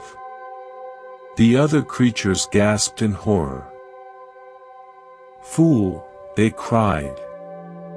"Let go, and that current will tumble you mercilessly across the rocks below. You will be battered and broken, dying far more quickly than any boredom could kill you." But the small creature had made his decision. Taking one last look at his neighbors, he released his grip on the familiar stone. Immediately, the current seized him, and just as the others had predicted, he was tumbled and tossed across the rocky bottom. His small body struck stone after stone, each impact bringing pain he had never experienced while safely clinging. Yet something remarkable began to happen. As the creature continued to surrender to the current's power, refusing to grab for new anchors despite his pain, the water gradually lifted him higher from the dangerous bottom. The tumbling ceased. The rocks could no longer reach him. Now he flowed with the current itself, no longer fighting its direction, but becoming one with its movement. As he traveled downstream, creatures in distant parts witnessed something they had never seen. Here was one of their own kind, yet he appeared to be flying through the water, moving with the elegant power of the current itself. "See, a miracle," they called out. "A creature like ourselves, yet he soars. Surely he is the Messiah, come to save us all." The flowing creature heard their cries and felt compassion for their misunderstanding. "I am no more Messiah than any of you," he called back. "The river delights in lifting us all free, if only we dare to let go. Our true work is not clinging to the bottom, but embracing this voyage, this grand adventure of trust and flow." But the creatures only cried louder, "Savior! Savior!" Even as they spoke, they tightened their grips on rocks and roots. They watched until he disappeared around a bend, then began weaving legends about the miraculous savior who had briefly graced their village. Buddha's wisdom reminds us, you only lose what you cling to. This ancient teaching illuminates the profound paradox at the heart of human experience. We spend our lives grasping for security and control, believing that our safety depends on holding tight to familiar circumstances. Yet in this very grasping, we create the suffering we seek to avoid. Why do we cling so desperately when the current offers to carry us toward unknown adventures? Zen Buddhism reveals that from early childhood we learn the known is safe and the unknown dangerous. This conditioning becomes a spiritual obstacle when it prevents growth beyond familiar limitations. We also suffer from the illusion of control, believing that by grasping circumstances, relationships, and identities we can stop the natural flow of change. This creates enormous tension because it puts us in opposition to reality itself. Life is constant movement, and when we resist this truth, we exhaust ourselves fighting currents far more powerful than our individual will. Consider the areas of your life where you find yourself clinging. Perhaps it's a relationship that has outgrown its original form, a career that no longer brings joy, or an image of yourself that now constrains your growth. The current of change will flow whether we resist it or not. Our choice is whether to exhaust ourselves in futile opposition or discover the grace available in conscious surrender. The Buddha said, "Nothing is permanent except change." Water doesn't fight the mountainside, it finds the natural pathway down. When we learn to move with life's current rather than against it, we discover effortless effectiveness that rigid resistance can never achieve. Tonight, as you rest in this moment's stillness, what might you be ready to release? Perhaps it's a worry about tomorrow's challenges, a resentment from yesterday's disappointments, or a way of defining yourself that has grown too small. Can you feel into the current of this moment's aliveness and trust its direction? As the Buddha taught, let go of what has passed. Let go of what may come. Let go of what is happening now. Relax right now and rest. In this trust, we discover that the current we feared would destroy us is actually the very force that can carry us home to our true nature. Now, let's explore a story about the power of belief and the destiny we create through faith itself. This is the tale of the general and the coin that revealed truth. A Japanese general faced an impossible situation. His army was greatly outnumbered by enemy forces. The terrain favored his opponents, and by every conventional measure of military strategy, the coming battle should result in devastating defeat. Yet something deep within him remained convinced that victory was possible. Perhaps it was intuition. Perhaps it was desperate hope. But he felt certain that his cause was just, and his troops, though fewer in number, possessed a fighting spirit that could overcome the odds. The problem was his soldiers. They could count as well as he could, and they had eyes to see the massive force arrayed against them. Fear rippled through their ranks like a contagion. Doubt clouded their faces. Whispered conversations filled with pessimism spread through the camp, and the general could sense that their morale was crumbling before the battle had even begun. He knew that an army convinced of its own defeat would indeed be defeated, regardless of any other factors. Technical skill, superior weapons, even numerical advantage mean nothing when soldiers have already surrendered in their hearts. But an army that truly believed in its victory could accomplish seemingly impossible things through the sheer force of that conviction. On the morning of the battle, as they marched toward their destiny, the general led his troops to a small religious shrine that stood beside the road. This was a place where countless warriors had stopped over the centuries to pray before facing uncertain fate. The general gathered his men around him and led them in earnest prayer, asking for divine blessing and protection in the coming fight. When the prayers were finished, the general reached into his pocket and withdrew a simple coin. He held it high so that every soldier could see it clearly. "My brothers," he called out, his voice carrying across the assembled ranks, "we have prayed, and now we will let heaven itself reveal our destiny. I will toss this coin into the air. If it lands heads, we are fated to win this battle. If it lands tails, we are destined to lose. Let us discover what the gods have decided for us." The soldiers pressed closer, their breathing shallow with anticipation.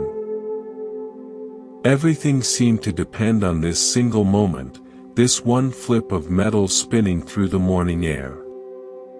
The general tossed the coin high, and every eye followed its arc as it rose, hung suspended for an instant against the sky, then fell back down to earth.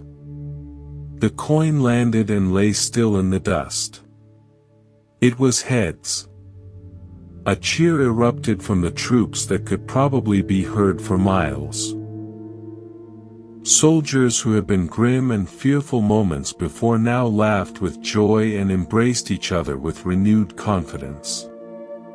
The gods had spoken. Victory was assured. Their cause was blessed by heaven itself. Filled with this divine confidence, the soldiers attacked their enemies with such fierce determination and coordinated power that they achieved exactly what the coin had predicted. Against all odds, they won a decisive victory, routing forces much larger than their own and securing a triumph that would be remembered for generations. After the battle, as the general walked among his celebrating troops, his lieutenant approached him with wonder in his eyes. "General," the lieutenant said, "what an incredible thing. The coin revealed our true destiny, just as you said it would. Surely no human power can change what heaven has decreed." "You are absolutely right," the general replied with a knowing smile. He reached into his pocket and withdrew the coin, holding it so his lieutenant could examine it closely. "No one can change destiny." The lieutenant looked at the coin and gasped. Both sides showed heads. The Buddha once said, "All that we are is the result of what we have thought. The mind is everything. What we think we become." Here we discover the profound truth that destiny is not something that happens to us but something we create through the power of our own beliefs and expectations. Why do we so readily assume that fate is beyond our influence when our own minds play such a crucial role in shaping what unfolds? Zen Buddhism teaches that while we cannot control all external circumstances, we have tremendous power over the internal conditions that determine how we respond to whatever arises. The general understood something profound about human psychology and the nature of reality itself. He knew that his soldiers' belief in victory was more important than their numerical disadvantage. He recognized that confidence, determination, and fighting spirit could overcome superior numbers when those qualities were genuinely present. But here's the deeper teaching: the general didn't simply manipulate his troops through deception. He created the conditions that allowed their natural courage and strength to emerge. The soldiers possessed the ability to fight brilliantly all along, they simply needed to believe in themselves and their cause. Consider your own relationship with destiny and possibility. How often do you assume that outcomes are predetermined, that success or failure is beyond your influence? The general's two-headed coin represents the power we all possess to tip the scales in favor of positive outcomes through the quality of our engagement with life. This doesn't mean we can control everything through positive thinking or that believing in something makes it automatically true. The soldiers still had to fight the battle, they still had to demonstrate actual skill and courage. But their belief in victory created the psychological conditions that allowed their best qualities to manifest. In Zen practice, we learn to work skillfully with both effort and surrender, both intention and acceptance. We recognize that while we cannot dictate specific outcomes, we can profoundly influence the energy and attention we bring to any situation. This quality of engagement often determines whether we experience success or failure regardless of external circumstances. Zen Master Huangpa taught, "The foolish reject what they see, not what they think. The wise reject what they think, not what they see." The general was wise enough to see that his soldiers' thoughts about the battle were more influential than their thoughts about their numerical disadvantage. He worked with the reality of psychology rather than fighting against it. Look deeply at the various challenges and opportunities in your own life. Where might you be carrying a tails mentality? Assuming defeat before you fully engage, focusing on obstacles rather than possibilities, letting fear determine your level of effort. And where might you need to create your own two-headed coin, a practice or perspective that consistently orients you toward positive engagement regardless of circumstances? The Buddha taught, "We are what we think. All that we are arises with our thoughts. With our thoughts, we make the world."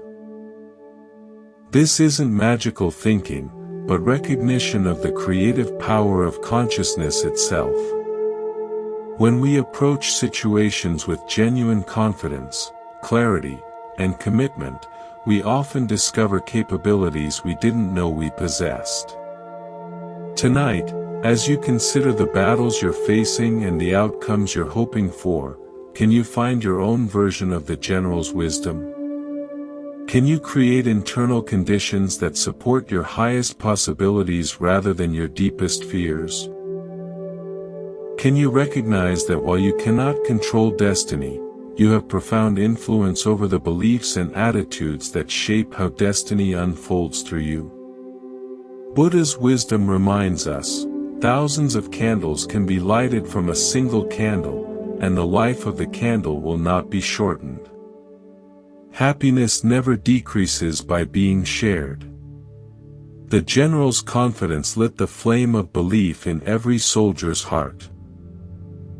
Sometimes the most powerful thing we can do is create the conditions that allow others and ourselves to discover the strength that was there all along. As our time together draws to a quiet close, take a moment to notice the stillness that has found you.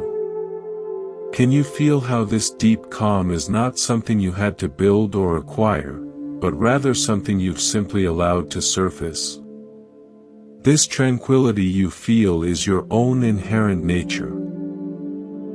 A quiet reservoir that is always there, waiting just beneath the surface of your thoughts. The Buddha once offered this gentle guidance.